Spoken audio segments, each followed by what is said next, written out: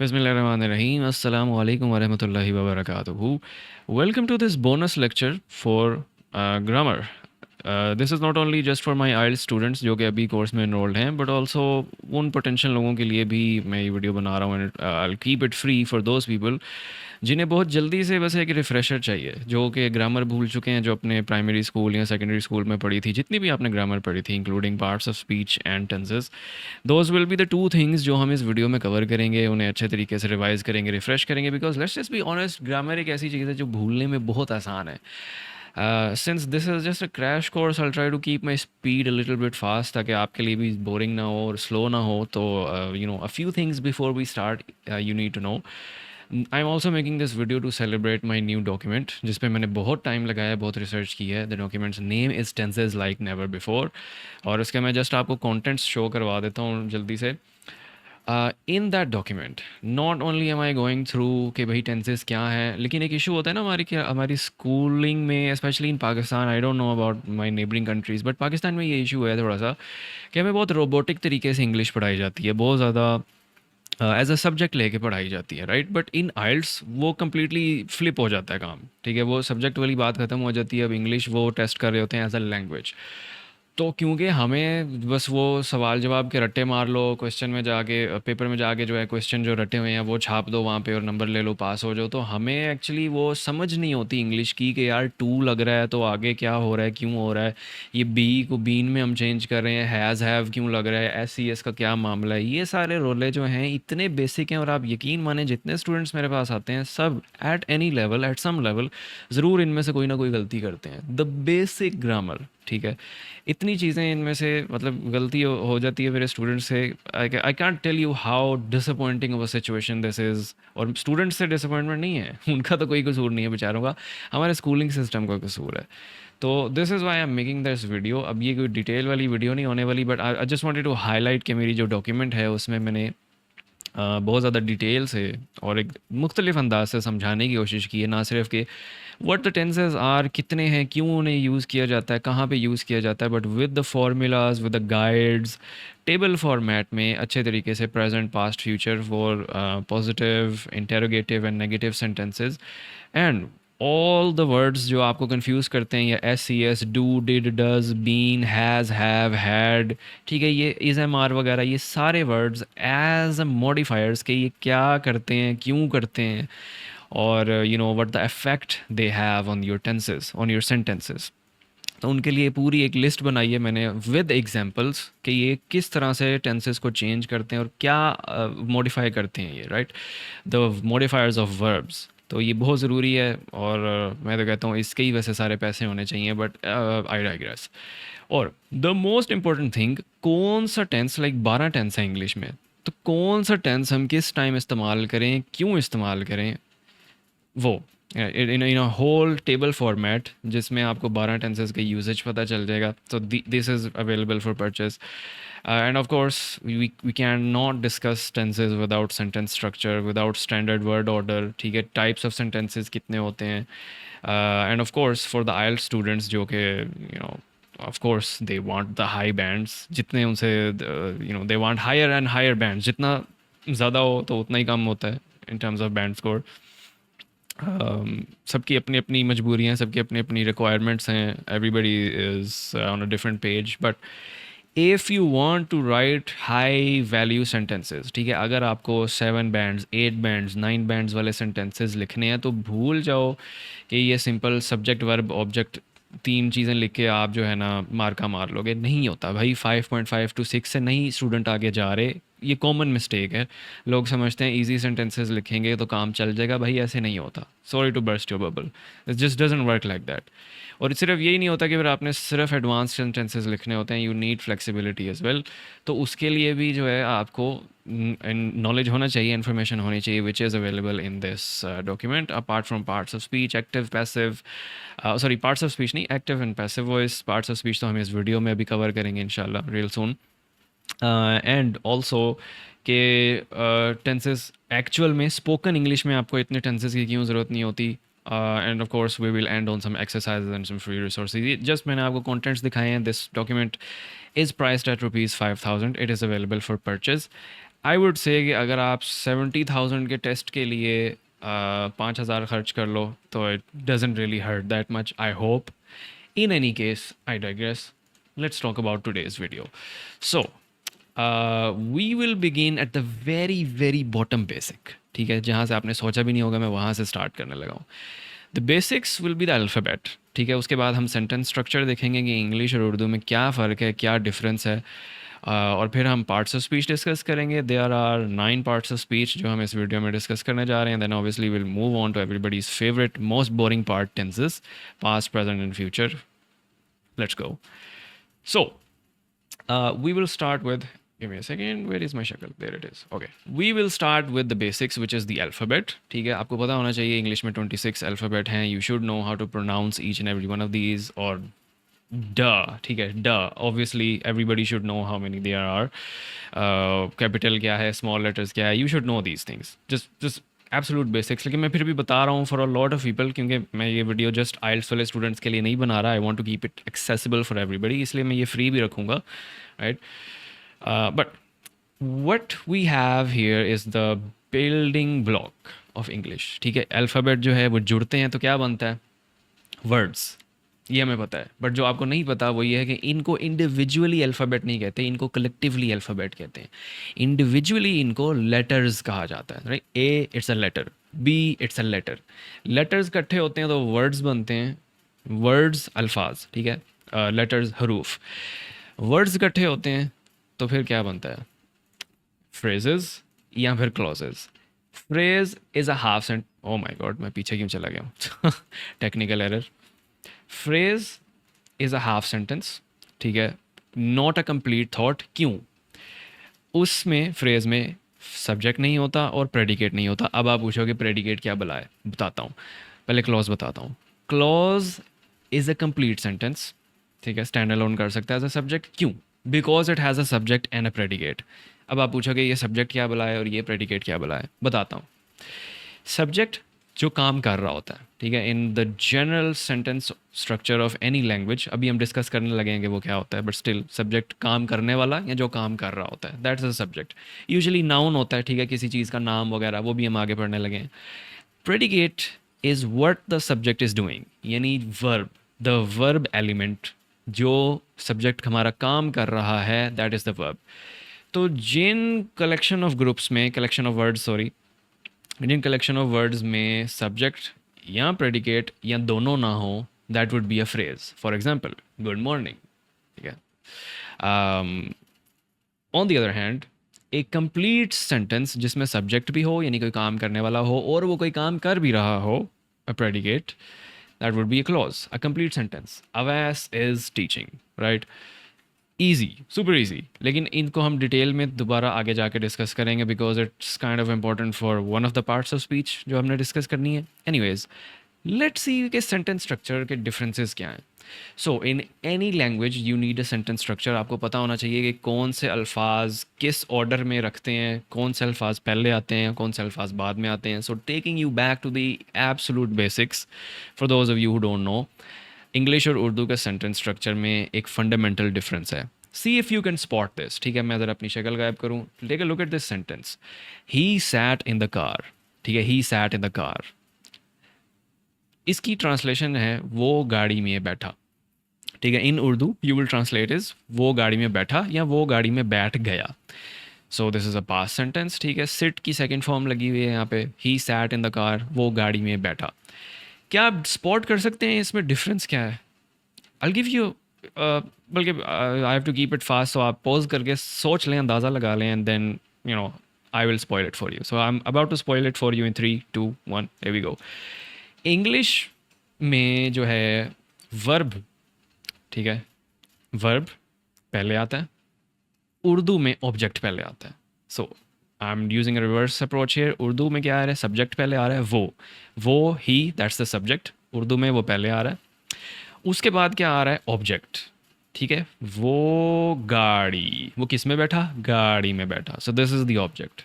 ठीक है, ऑब्जेक्ट वो होता है जिस पे सब्जेक्ट कोई काम कर रहा होता है. ठीक है, जिसके ऊपर कोई एक्शन किया जा रहा होता है या जिसके साथ कोई सलूक किया जा रहा होता है. तो गाड़ी के साथ क्या सलूक किया जा रहा है कि उसमें बैठा जा रहा है. ठीक है, कौन बैठ रहा है, सब्जेक्ट वो. ठीक है, ही इज़ द सब्जेक्ट, वो. गाड़ी दैट्स द ऑब्जेक्ट, में बैठा that's the verb for us.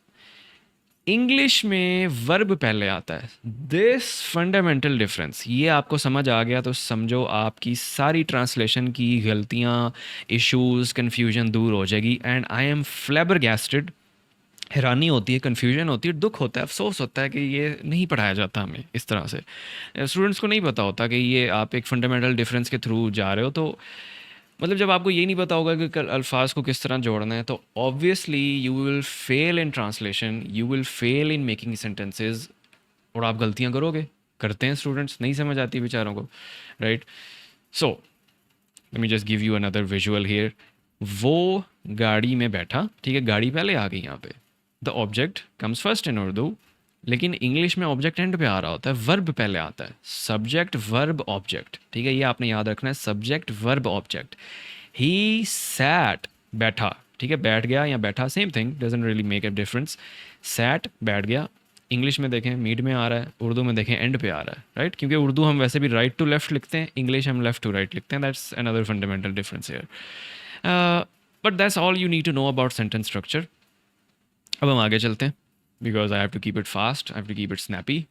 अब हम डिस्कस करेंगे parts of speech in basic English grammar, ठीक है, इन बेसिक इंग्लिश ग्रामर। जो आपके ग्रामर के कंपोनेंट्स हैं उन्हें हम जो है ना वो स्पीच के ज़रिए आइडेंटिफाई करते हैं।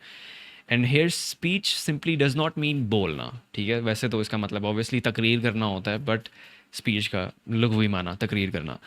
But here it also refers to लिखते वक्त, ठीक है, जो लिखते वक्त बोलते वक्त, it's all the same, all the same, ठीक है।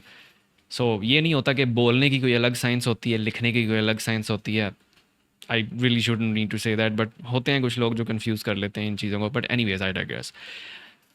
आठ जनरली नोन है, ठीक है, noun, pronoun, verb, adjective, adverb, preposition, interjection, conjunction. अब याद आ रहा होगा थोड़ा बहुत कि हाँ बचपन में पढ़े। एक और होता है एड आर्टिकल या डिटरमाइनर, ठीक है, वो मुझे नहीं याद कि मैंने बचपन में पढ़ा था, तो बड़े हो गए जब मैंने इंग्लिश की टीचिंग स्टार्ट की है तो फिर मुझे वो अलग से पढ़ना पड़ा है, ठीक है, तो वो हम इसमें ज़रूर पढ़ेंगे। But anyways let's start with noun. सबको पता है, और अगर कोई भूल गए हैं तो मैं आपको refresher, obviously that's the reason I am making this video, but ये इतना बेसिक है, ये भूलना नहीं चाहिए आपको। Noun means the name of a person, place और थिंग। किसी बंदे, जगह या चीज़, अशिया का नाम नाउन कहलाता है। Super simple, not that complex, not complex at all. For example boy, hospital, car, Iqbal, Lahore, Honda Civic, all of these are nouns. AC remote, noun. Water bottle, noun. Awais Ahmed, noun. Right? Super simple. But the thing that is not simple is to keep in mind, जहन में रखना कि इसकी दो types हैं। एक है common noun, generally आम चीज़ों का नाम, आम चीज़, आम बंदा, ठीक है, आम अशिया का नाम। City, teacher, boy, book, school, hospital, all of these are general nouns, ठीक है। इसके बरक्स है proper noun. Ali, Awais, London, UK, the US, the UK, Eiffel Tower, dollar, ठीक है। The difference here is very simple. अगर आपकी ऑब्जर्वेशन स्किल्स तेज़ हों तो आप अभी वैसे पहचान गए होंगे, but still I will point it out for you. Common noun जब सेंटेंस के दरमियान में आता है तो इसका लेटर कैपिटल नहीं करते, पहला लेटर इसका कैपिटल नहीं करते। जिसमें सिटी का सी बड़ा नहीं होगा, टीचर का टी बड़ा नहीं होगा, बुक का बी कैपिटल नहीं होगा, ठीक है, बॉय का बी कैपिटल नहीं होगा। अगर सेंटेंस के स्टार्ट में आ रहा है तो होगा, सेंटेंस के दरमियान में आ रहा है तो नहीं होगा। Excuse me. Proper noun is the exact opposite. चाहे वो सेंटेंस के स्टार्ट में आ रहा है, चाहे वो सेंटेंस के मिड में आ रहा है या एंड में आ रहा है, प्रॉपर नाउन का हमेशा पहला लेटर कैपिटल होता है। अली का ए बड़ा, चाहे वो सेंटेंस के स्टार्ट में आ रहा है या दरमियान में आ रहा है। लंदन का एल बड़ा कैपिटल। आईफल टावर का ई और टी, ठीक है, दोनों capital, because Eiffel tower is the name of that tower, ठीक है। इसी तरह जो पेन बनाने वाली, इंक बनाने वाली हमारी कंपनी है मशहूर ज़माना, dollar, D capital. Even the name of the currency dollar itself, ठीक है, यूएस, द यूएस डॉलर, तो उसमें डॉलर का D capital, always proper noun always capital, first letter always capital, ये जहन में रखना है बस, that's it, that's all you need to know about nouns. लेकिन क्योंकि मैंने अपने पैसे पूरे करने हैं और आपको कुछ और चीज़ें भी बतानी है, तो just for the sake of extra information मैं आपको बाकी टाइप्स भी बताता जाऊँगा। इनके बारे में आप ज़्यादा रिसर्च कर सकते हैं खुद, इट्स फ्रीली अवेलेबल ऑनलाइन, और you can subscribe and wait for my future videos और फ्यूचर डॉक्यूमेंट्स, जिनमें मैं हर पार्ट्स ऑफ स्पीच को और हर टेंस को इंडिविजुअली डिटेल में टैकल करूँगा। और you can purchase my English course, जिसमें ऑलरेडी ये चीज़ें हुई हैं। अभी टेंसेज वाला एरिया उसका बन रहा है, बट पार्ट्स ऑफ स्पीच वाला एरिया इज़ कम्प्लीट। तो इन चीज़ों को आप डिटेल में वहाँ पे जाके स्टडी कर सकते हैं। वैसे तो ये पूरे पार्ट्स ऑफ स्पीच क्या पता मैं आधे घंटे में कवर कर दूँ, बट इन माई कोर्स एक एक पार्ट ऑफ स्पीच की वीडियो आधे आधे घंटे की है, so because we go that much in depth. Anyways, another type of noun is abstract noun, की आइडिया या इमोशन या थॉट को कहते हैं, यानी जिसकी कोई एब सच कॉन्क्रीट डेफिनेशन नहीं है, कोई फुल यूनिवर्सली एक्सेप्टेड कोई उसकी शेप या डेफिनेशन नहीं है। For example love, freedom, honesty, आपका इन तीनों चीज़ों का आइडिया डिफरेंट हो सकता है, it can be very subjective for each person individually, ठीक है, और मेरा इनका आपसे बिल्कुल मुख्तलिफ ओपिनियन हो सकता है। The other another is concrete noun, जो कि हम यूजुअली यूज़ करते हैं फिज़िकल ऑब्जेक्ट्स के लिए, या ऐसी चीज़ें जो इंतहाई डिफाइंड हों, जिनमें कोई शक व शुबा ना हो, जो बड़ी ऑब्जेक्टिव हों। For example objectively this is a water bottle, ठीक है, आपको भी वही नज़र आ रहा है जो मुझे नज़र आ रहा है, मेरे लिए भी सेम डेफिनेशन है, this is a container of water, आपके लिए भी सेम डेफिनेशन है, this is a container of water, so this is a concrete noun, ठीक है। For example chair, apple, cat, concrete noun, AC remote, water bottle, easy. Countable noun, ऐसे nouns जिन्हें count किया जा सकता है, कार्स कितनी हैं, 10, 15, 100, 150, pens, chairs, etcetera etcetera etcetera. इसके बरक्स अनकाउंटेबल नाउन, इन्हें काउंट नहीं किया जा सकता बट मैयर किया जा सकता है। काउंट नहीं किया जा सकता बट मोस्ट प्रोबेबली मैयर किया जा सकता है। For example hair, you can count them, you can even measure them. Water count नहीं कर सकते, ये देखो मेरे पास एक पानी है, नहीं, it just doesn't work like that, look at me, I have one water bottle. अब इस तरह काम किया जा सकता है, but water bottle would be a separate noun, ठीक है। If I want to say I have one water, grammatically impossible, ठीक है, क्योंकि इट्स एन अनकाउंटेबल नाउन, आप पानी को काउंट नहीं कर सकते। सो you can't say I have one water, you have to say I have some water, ठीक है। या अगर मैयर किया हुआ है I have half litre of water, I have 1 litre of water, ठीक है। इसी तरह राइस, हैप्पीनेस, लव, फ्रीडम, किसी के लिए लव भी मैयर कर सकते हैं, अपनी आज़ादी की क्या रेशो है वो भी मैयर कर सकते हैं, but you can't count it, ठीक है, uncountable noun. Likewise collective noun, यानी group of people, group of things, group of items, group of places, anything, ठीक है। A team of employees, a flock of birds, a bunch of people, a bunch of kids, a pack of wolves, a pride of lions, ठीक है। हर collective noun में there is a separate word for English, ठीक है। तो ये I don't know why English is very vibey, बहुत vibe पे काम कर रही होती है, बट आप ये नहीं कह सकते a flock of wolves, ठीक है, चपेड़ें पड़ेंगी आगे से, it just doesn't work like that। तो खुद इसमें अगर आप रिसर्च कर लें that will be good, otherwise again my course, ठीक है, shameless plug here। Anyways, moving on to the next one, the next part of speech, एक part of speech by the way हमने cover कर लिया, noun is done, that's all you need to know about noun। Moving on to the next one is pronoun। English को repetition इतनी बुरी लगती है, इतनी बुरी लगती है, इतनी बुरी लगती है कि उसने नाउन को सफ़े हस्ती से मिटा दिया, ठीक है। एक बार आपने अगर एक नाउन का जिक्र कर लिया, अब आप दोबारा उसको नहीं बोल सकते। टेक एन एग्जाम्पल, ठीक है, मैं आपको इसकी पढ़ाए बगैर मैं आपको इसकी एग्जाम्पल देता हूँ। Awash is a male. Awash is an English teacher. Awash is 25. Awash is 25 years old. Awash is an IELTS coach. Awash coaches for communication. ऐसे कोई sentences नहीं होते. Nobody speaks like that. Nobody writes like that. The correct way to say it is Awash is a male. He is an English teacher. He is 25 years old, comma, he is an IELTS coach, etcetera etcetera etcetera. फिर जब and पे आप कहेंगे तो coma हटा के and बोलेंगे and then you will end it. But Awais Awais Awais you won't say that, you will say Awais once and then you will replace it with he. ठीक हो गया। सो you can, you know, if you have your brain working in overtime, you can easily map out the definition yourself. Replaces a noun to avoid repetition. That's it. ये है pronoun, ठीक है। He, she, it, they, we, you, us, all of these are pronouns. Obviously इसकी कुछ types होती हैं, मैंने अपने कोर्स में बहुत डिटेल से डिस्कस किया हुआ है, but right now I will be just glancing over them, क्योंकि वक्त की कमी है हमारे पास, चीज़ें बहुत सारी कवर करने वाली हैं। पर्सनल प्रोनाउन, किसी पर्सन को स्पेसिफिकली रेफर करने के लिए I, you, we, they, he, she, it, ठीक है। अब ये प्लूरल भी हो सकते हैं, ये सिंगुलर भी हो सकते हैं। I, you, we, they, these are plurals. He, she, it, these are singulars, ठीक है। और सिंगुलर और प्लूरल प्रोनाउन में जो डिफरेंस आता है आगे, वो आपको मैं टेंसेस में बताऊंगा। Keep your mind open. Also I forgot to tell you, but it would be better कि आप अपने नोट्स बनाएं, ठीक है। I should have said that in the beginning, but I was thinking about a lot of things. लेकिन you should have your own notes. ये अपने students को तो मैं ज़रूर ये बताता हूँ, बट फॉर दोज पीपल जो यूट्यूब पे स्टम्बल अपॉन करेंगे इस वीडियो को for free as a handout, तो अगर आप वाकई ही सीरियस हैं to keep this thing in your mind और आइल्स की तैयारी कर रहे हैं या whatever you are doing, just make notes. Just make your own notes. कभी भी किसी दूसरे बंदे के नोट्स आपको समझ नहीं आएंगे, क्योंकि मैंने भी वो चीज़ें रखी हुई हैं जिनसे मुझे याद आ जाएगा कि अच्छा ये मैंने बोलना है, इसके बारे में मैंने ये बोलना है, ठीक है। This I'm just going on a tangent here, but I think it's an important tangent. This happens a lot in meetings या जो प्रेजेंटेशंस वगैरह होती हैं, लोगों ने स्लाइड्स पे पूरा पूरा लिखा होता है और उसको ऐसे पढ़ रहे होते हैं like robots. It's so of putting, so of putting. ये मैं अपने स्टूडेंट्स को बहुत मना करता हूँ इस चीज़ से, especially if I am coaching someone for communication और प्रेजेंटेशन के हवाले से।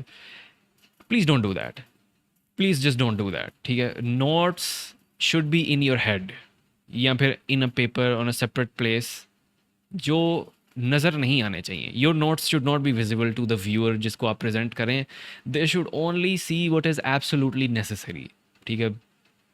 Any clutter, it just makes things bad. और वैसे भी जो चीज़ें आपने अपने लिए लिखी होती हैं, आपने अपने तरीके से नोट्स आपको बनाए होते हैं, वो याद भी रह जाते हैं, उनको रिवाइज करना भी बड़ा इजी होता है। But for example let's say you screen shotted that, ठीक है, आपने मेरे प्रोनाउंस की स्क्रीन शॉट ले लिया, now you trying to remember यार इस चीज़ के बारे में वैसा आपने क्या कहा था, यू वॉन्ट रिमेंबर बिकॉज वो मेरे नोट्स हैं, right. So if you don't have your own notes you will not remember what you wrote. Please make your own notes. Reasonable crash out. Anyways I am back. Possessive pronoun is the next one. ये हमें मलकियत जाहिर करते हैं या फिर shows ownership, ownership दिखाते हैं। This water bottle is mine, ठीक है। These sticky notes are yours, ठीक है। Mine, yours, his, hers, ours, theirs, possession दिखा रहे हैं किसी भी चीज़ की। Hey please don't touch that car, this is my car, this is that car is mine, ठीक है। It's a possessive pronoun. उसके बाद डेमोन्स्ट्रेटिव प्रोनाउन आता है हमारे पास। टू रेफर या फिर point out something specifically, specific करके बताना। दिस वाटर बॉटल ठीक है। दीज स्टिकी नोट्स, इसी तरह this, that, these, those, and I will just translate it for you. एक और भी हमारे एजुकेशन सिस्टम में इशू है कि हमें ना ट्रांसलेशन नहीं पढ़ाई जाती, या पढ़ाई जाती है तो वो बस कुछ टीचर्स होते हैं जो आपको एक्चुअली गहराई में जाके वर्ड बाय वर्ड ट्रांसलेशन करवाते हैं। So let me just do something really fun. This का मतलब होता है ये सिंगुलर, ठीक है। Look at this pen is red. These is ये, लेकिन ये चीज़ें, ये कलेक्टिव, ठीक है। It's these is for collective, it's for plural. These sticky notes, this sticky note नहीं मैं कह सकता इसको, ठीक है। It's a collection of notes, तो I will say these sticky notes, ठीक है। अगर सिंगुलर होता तो this sticky note. Likewise that, वो, दैट और दोज दोनों का मतलब है वो, but that is for singular, ठीक है। Look at that water bottle, या लुक एट, एक मिनट मेरा हाथ कहाँ जा रहा है, look at that painting, look at that guitar, ठीक है, वो सिंगुलर है। लेकिन अब तीन पेंटिंग्स हैं आपके आपके व्यू में। Late me just look at those paintings, ठीक है। अब एक अगर मैं पॉइंट आउट करूंगा तो आई विल हैव टू से look at this painting, but if I am pointing out more of them, ठीक है, तो आई विल से look at these paintings, those paintings, दूर हैं वो, ठीक है, वो अगर मैं कहना चाहूँगा। So again to simplify, this and these is ये, and that and those is वो, ठीक है। I hope that clarifies. ये बहुत बड़ा मैंने नॉलेज बॉम्ब ड्रॉप किया है आपके ऊपर, so hopefully you will utilize that, make your own notes. Next, interrogative pronoun, सवाल पूछना अबाउट एनी नाउन, ठीक है। अगर किसी नाउन को रिप्लेस करें और सवाल पूछें, who did this, what are those are my shoes ठीक है। What, who, where, why, which, interrogative pronoun. सिर्फ यही नहीं होते, etcetera etcetera, you can look out for more of them. Relative pronoun, these relate the subject with other things, ठीक है, और उसके लिए ये क्या करते हैं, ये किसी क्लॉज या फ्रेज को जोड़ते हैं with our with our noun. So you can kind of say these work like prepositions in a certain sense, but who, whom, whose, which, that, अगर मैं आपको इसकी एग्जांपल ऐसे दूं तो he is the person, या I would say Sarah is the person who takes care of herself, ठीक है। तो अब यहाँ पे जो who आया है जिसने सारा को रिप्लेस किया, तो that would be a relative pronoun. I hope that makes sense. Then we have reflexive, जो कि refer back करते हैं to something that you have already referred to as. I myself have done this. मैंने खुद ये किया है. You yourself stole it. I saw it with my own eyes. मैंने खुद अपनी आंखों से देखा कि तुमने खुद ये चुराया, ठीक है। So referring back to something you have already said. You yourself, I myself, they themselves. They themselves ना कह देना themselves, VES. Alright, so pretty easy. इसके अलावा एक और भी होता है, I forgot to write it down. Emphatic pronouns, ठीक है, वो भी ये इसी तर्ज में होता है, but that is to emphasize, ठीक है, emphasize करने के लिए। I myself did this, तो अब ये रिफ्लेक्सिव भी है और दिस इज ऑल्सो एम्फेटिक, ठीक है, वो एम्फेसिस भी डाल रहे हैं हम किसी चीज़ के ऊपर, मैंने ही ये किया है, मैंने खुद ये किया है, right. Same thing can be two types of thing at the same time. At the same part of speech can be two types at the same time.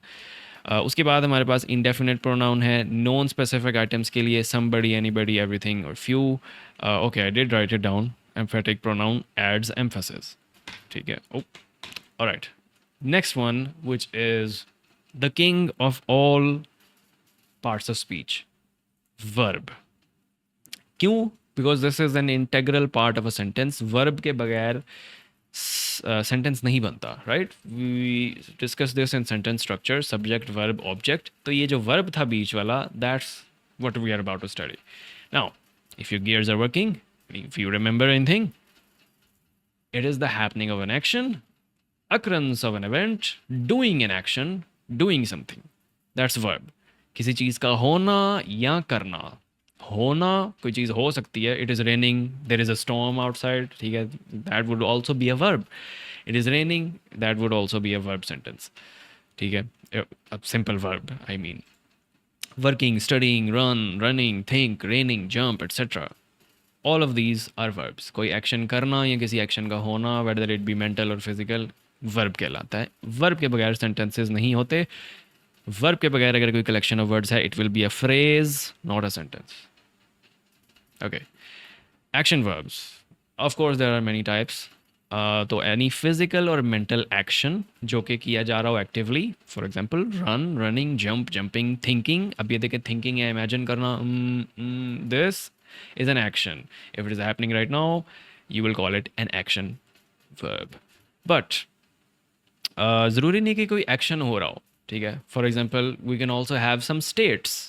जिस तरह happiness है, sadness है, depression है, these are stative verbs, ठीक है, कि किसी चीज़ का इमोशनल या मेंटल स्टेट किस तरह का है इस टाइम, किसी चीज़ नहीं, सॉरी, किसी पर्सन का या किसी चीज़ का स्टेट क्या है। For example, this water bottle is existing, it is not very cold, ठीक है, तो that would also be a stative verb. इसका स्टेट क्या है, it is normal room temperature water.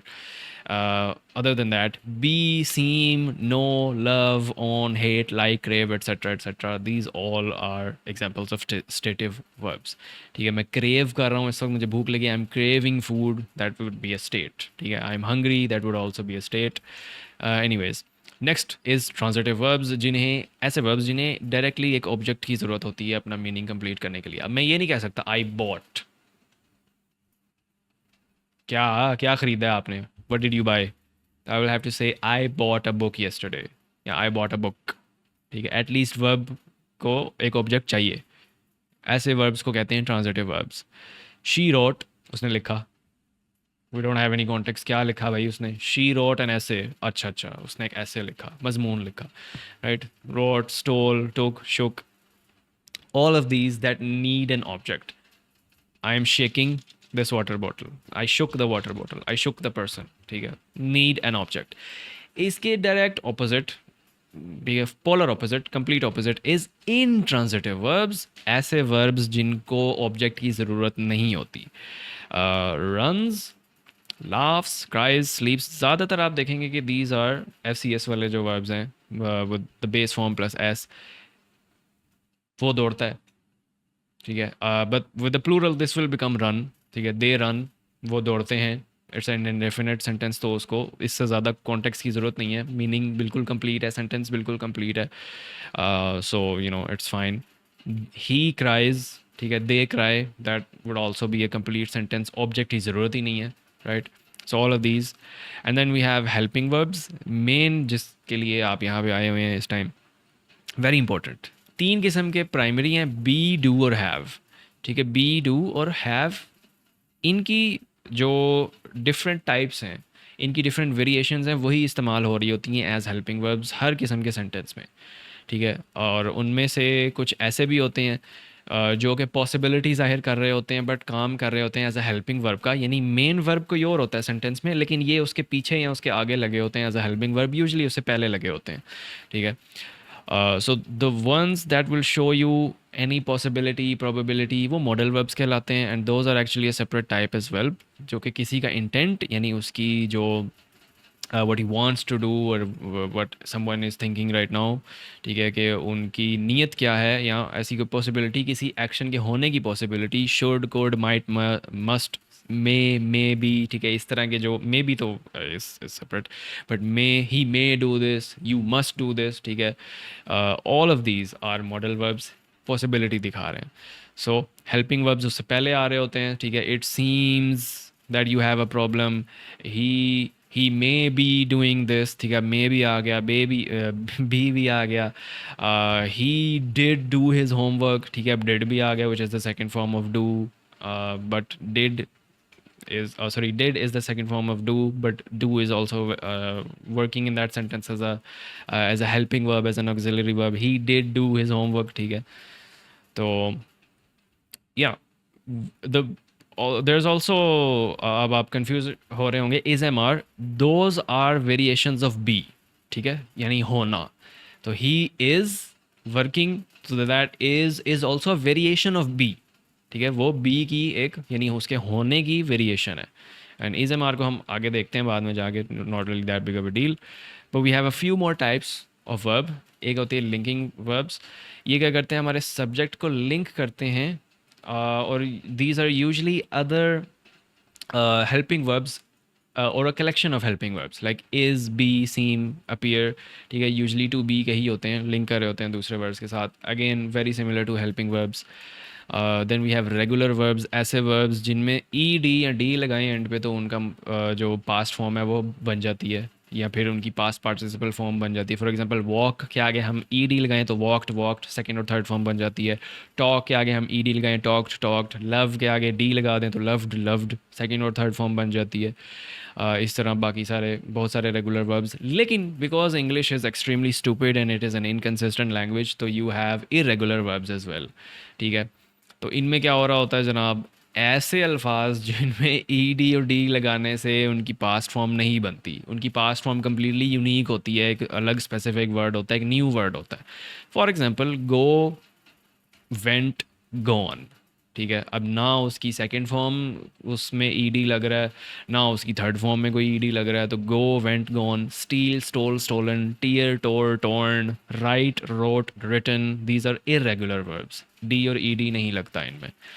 Okay, then we have phrasal verbs, जिनमें ऐसे verbs जिनके आगे एक प्रपोजिशन लग जाए, उन प्रपोजिशन अभी हम आगे जाके पढ़ते हैं, आपको समझ आ जाएगी क्या होता है, but when you add that preposition तो वो कलेक्शन ऑफ वर्ब्स जो हो जाता है उसका मतलब बदल जाता है, ठीक है। अब लुक आफ्टर का मतलब तो ये हो गया बाद में देखना, but it actually mean something else. Look after का मतलब होता है to take care of someone, ठीक है, किसी की देखभाल करना। Please look after my dad for a few days, ठीक है। Please look after your watch, it may get stolen, ठीक है। और गिव अप का मतलब होता है हार मानना, वरना अब गिव अप का तो वैसे आप लफ्ज़ी माना अगर देखें तो इट मीन्स ओके जो है ना ऊपर पहुंचा दो किसी चीज़ को गिव आप ऊपर दे दो, ठीक है।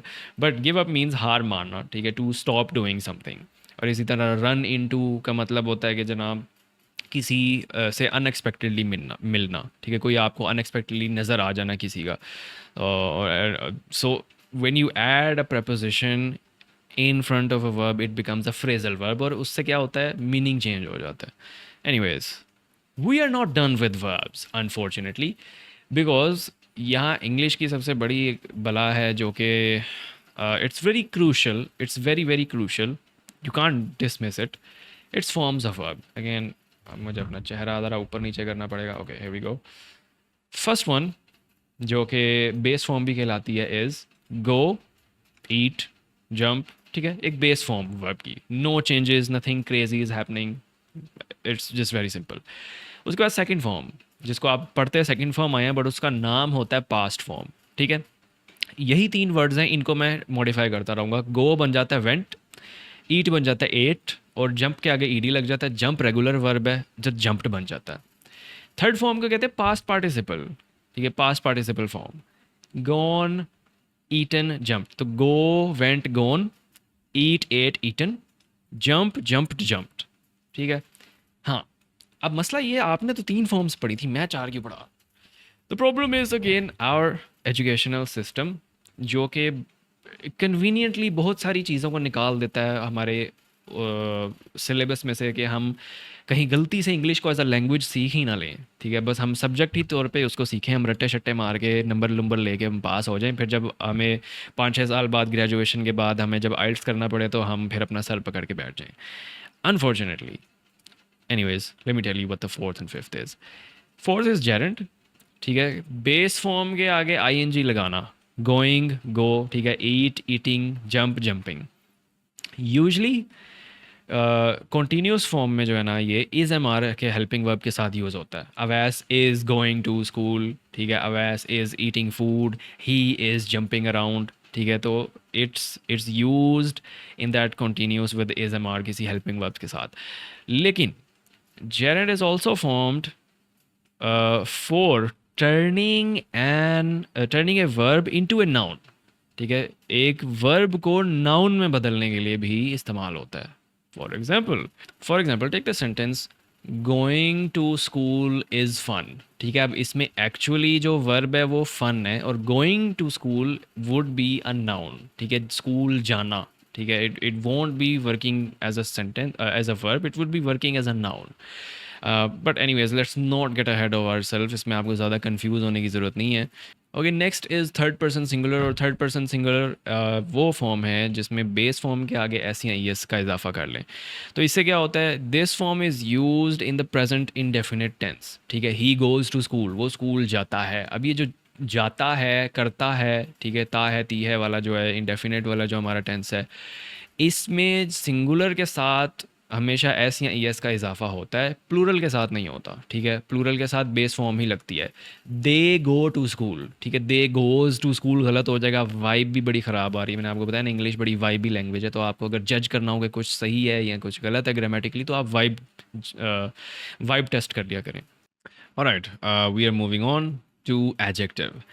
एडजेक्टिव्स जो हैं वो डिस्क्राइबर्स ऑफ द लैंग्वेज हैं। किसी भी लैंग्वेज में अगर आपने खूबसूरती डालनी हो, किसी भी लैंग्वेज में अगर आपने, हेलो बड़ी, डिटेल्स डालनी हो, किसी भी लैंग्वेज में अगर आपने किसी चीज़ को, किसी नाउन वगैरह को बयान करना हो, तो यू नीड एडजेक्टिव्स। एडजेक्टिव्स के बगैर लैंग्वेज अधूरी है, एडजेक्टिव्स के बगैर लैंग्वेज खाली है, बोरिंग है, किरकड़ी है। There is nothing spicy about language if adjectives and adverbs are not there.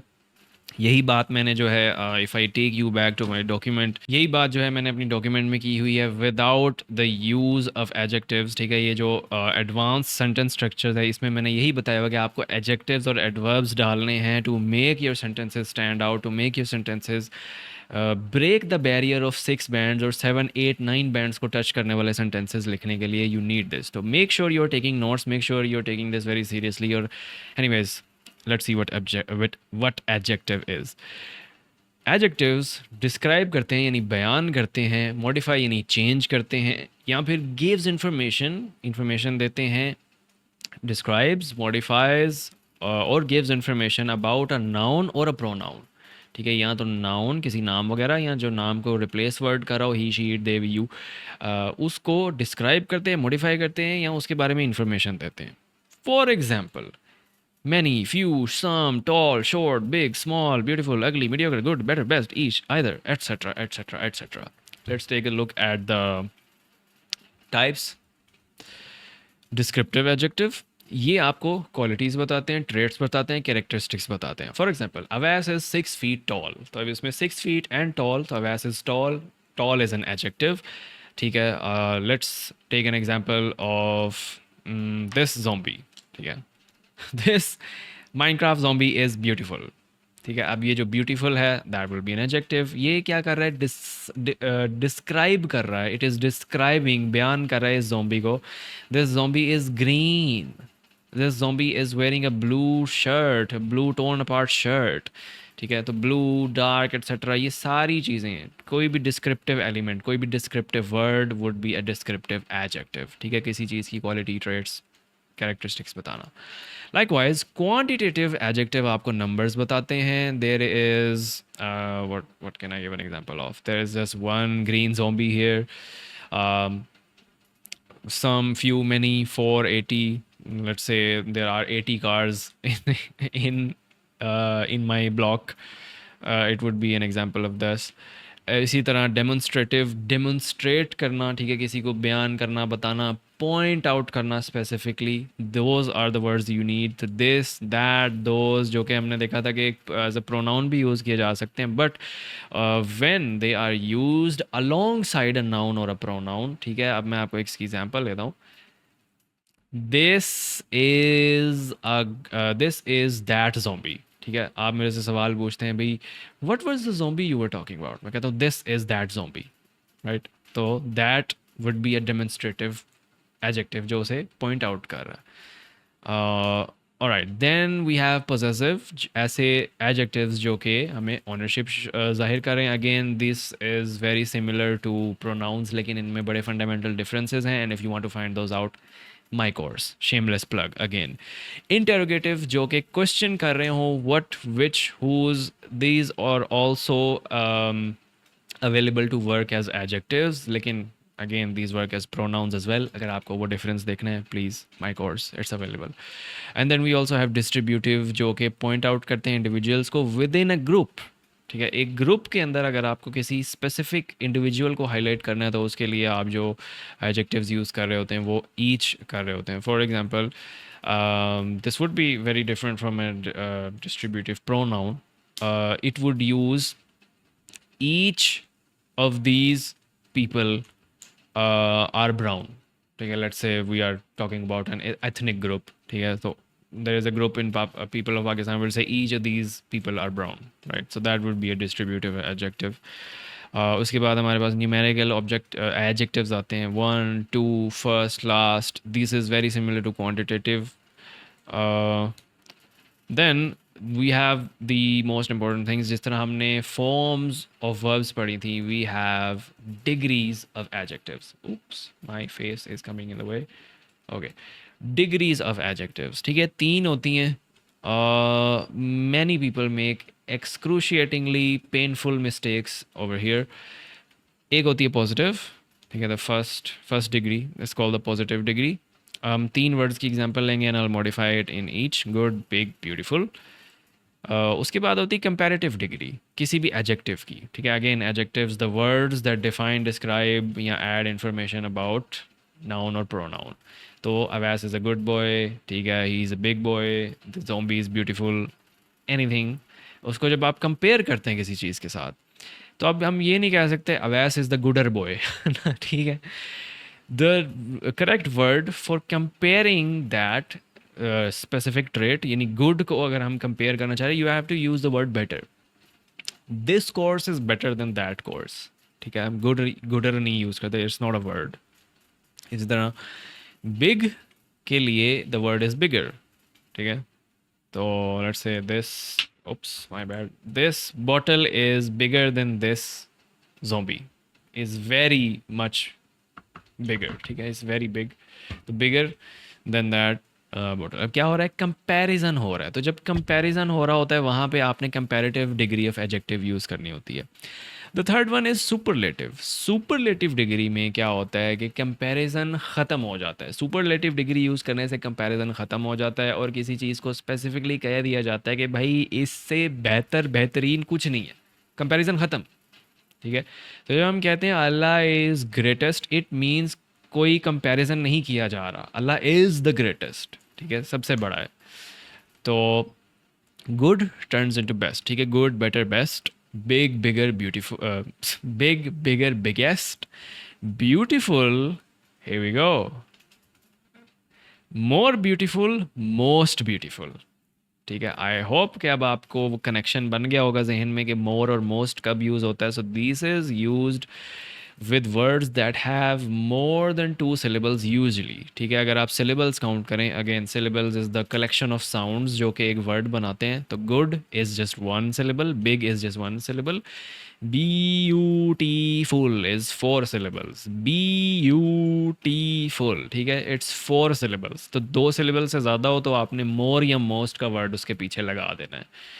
In case आपको ना समझ आ रही हो कि किसी वर्ड के साथ मोर लगना है या मोस्ट लगना है, और इसमें बहुत लोग गलती करते हैं, it's a very common grammatical mistake, so keep it in mind.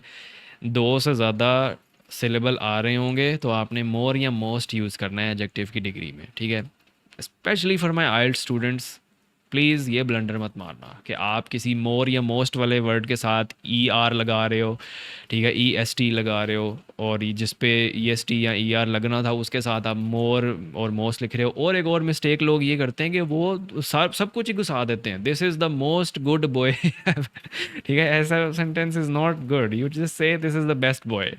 ठीक है, इस तरह से you just use one of those words. सब हर चीज़ करने लग गए तो एग्जामिनर भी कहेगा फिर मैं अब तुम्हें कौन से हर चीज़ के नंबर थोड़ी होते हैं इस तरह से, you know. Alright, let's move on to something very similar to adjective. Adjective हमने स्टडी किया कि वो डिस्क्राइब करता है your nouns, your pronouns, but what about verbs? Verbs को डिफाइन, डिस्क्राइब, मॉडिफाई करने के लिए we have adverb, but adverbs are not that small. अगर मैं अपनी शक्ल ऊपर कर लूँ यहाँ पे, एडवर्ब्स जो होते हैं ये ना सिर्फ वर्ब्स को मॉडिफाई करते हैं, जो कि इसके नाम से ही जाहिर हो रहा है, एड वर्ब। ठीक है, वर्ब के अंदर ऐड करना, एडिशन करना, मॉडिफाई करना उसको। तो जहाँ सिर्फ वर्ब्स को ऐड चेंज करते हैं, एडजेक्टिव्स को भी चेंज कर देते हैं एडवर्ब्स। ठीक है, और अदर एडवर्ब्स को, कि एक सेंटेंस के अंदर दो एडवर्ब आ रहे होते हैं तो एक एडवर्ब पिछले एडवर्ब को मॉडिफाई कर रहा होता है।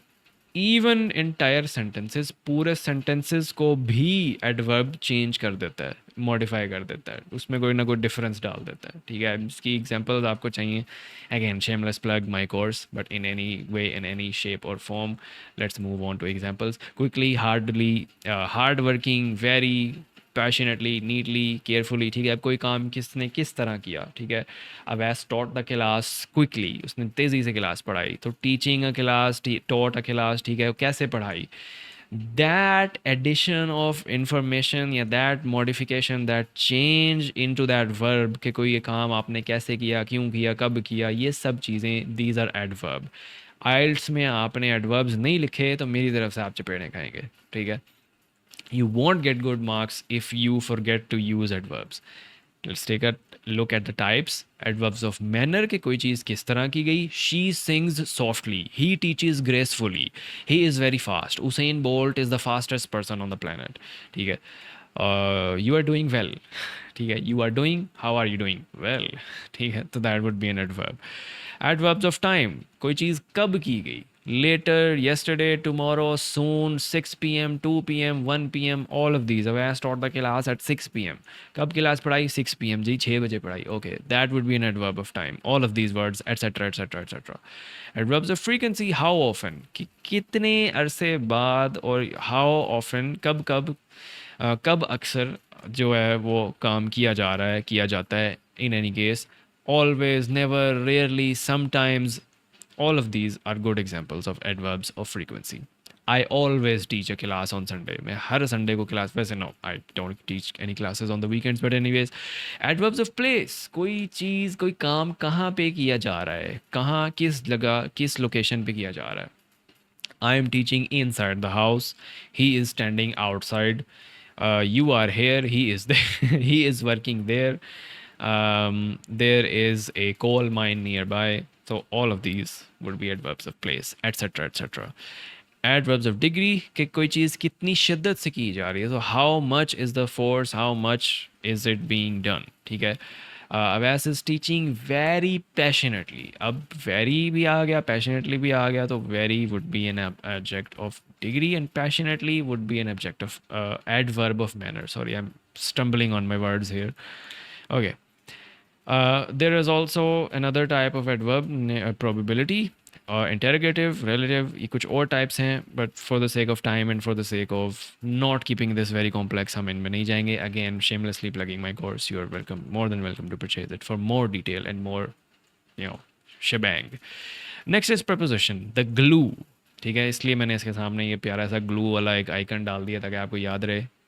किस चीज़ की glue? Prepositions are the words that shows a relationship, or the words that show a relationship between the nouns or pronouns in a sentence with other words. ऐसे अल्फाज जो कि जाहिर करते हैं रिलेशनशिप या जोड़ते हैं nouns और pronouns को दूसरे अल्फाजों से, दूसरे अल्फाज से. ठीक है, अब दूसरे अल्फाज क्या हो सकते हैं? They can be other nouns, other pronouns, या कोई एडवर्ब हो सकते हैं, कोई एडजेक्टिव हो सकते हैं, अदर प्रपोजिशंस हो सकती हैं, कंजंक्शंस हो सकती हैं. It could be anything else. ठीक है, तो ऐसे अल्फाज जो कि जोड़ रहे हैं आपके नाउन्स को और प्रोनाउंस को, या रिलेशनशिप जाहिर कर रहे हैं आपके नाउन्स का और प्रोनाउंस का in the sentence with other words, these words are called preposition. For example, at, on, in, beside, under, above, neath, etc., etc. Definition बहुत लंबी थी, but examples बहुत छोटी हैं. That's just how it works. Let me give you some types. Place. ठीक है, prepositions of place कि कोई चीज़ कहाँ पे पड़ी हुई है. This water bottle is on the table. ठीक है, तो on is a preposition. I'm at my office. At is a preposition. ठीक है, I am in my house. Yeah, I am in my room. In is a preposition. Are you under the water? Under is a preposition. Above, between, all of these are places, preposition of places. खुद ही आप sentences बना के समझ सकते हैं preposition क्या है. Otherwise, my course, shamelessly plugging again. Time. Prepositions of time आपको ये बताती हैं कि कोई चीज़ कब हो रही है. Now this is very confusing for people, but at जो है ना वो use होता है for, it is also used for, let me give you an example. Meet me at my office. ठीक है, तो जगह के लिए तो हो रहा है, but when we talk about time, तो अब इसमें हम क्या कर सकते हैं? Let's make the sentence a little bit more complex.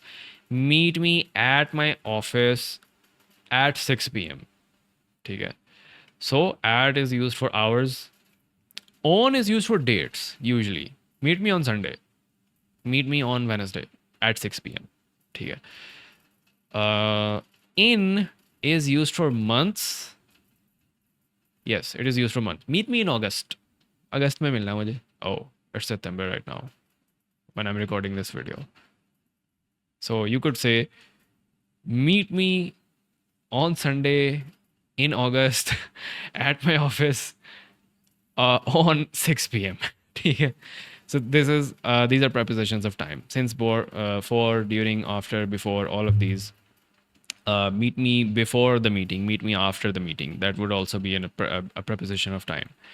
Preposition of movement: to, into, out of, towards, over, through, across. All of these किसी चीज़ की movement को जाहिर करना. He is moving towards me. वो मेरी तरफ आ रहा है. So that is a preposition of movement. Preposition of cause कि किसी चीज़ की वजह, why something happened. ठीक है. Abbas stormed out of the building because of Ali's behaviors. ठीक है, अली के बिहेवियर की वजह से अवैस साहब गुस्से से बाहर चले गए बिल्डिंग में से.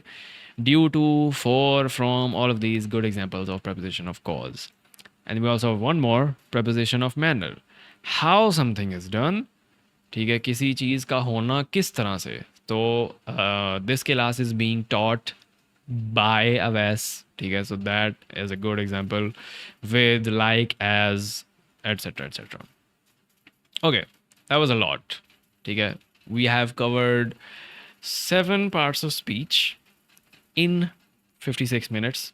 I was hoping कि ये घंटे में हो जाता, but anyways, We have one more before we move on to articles.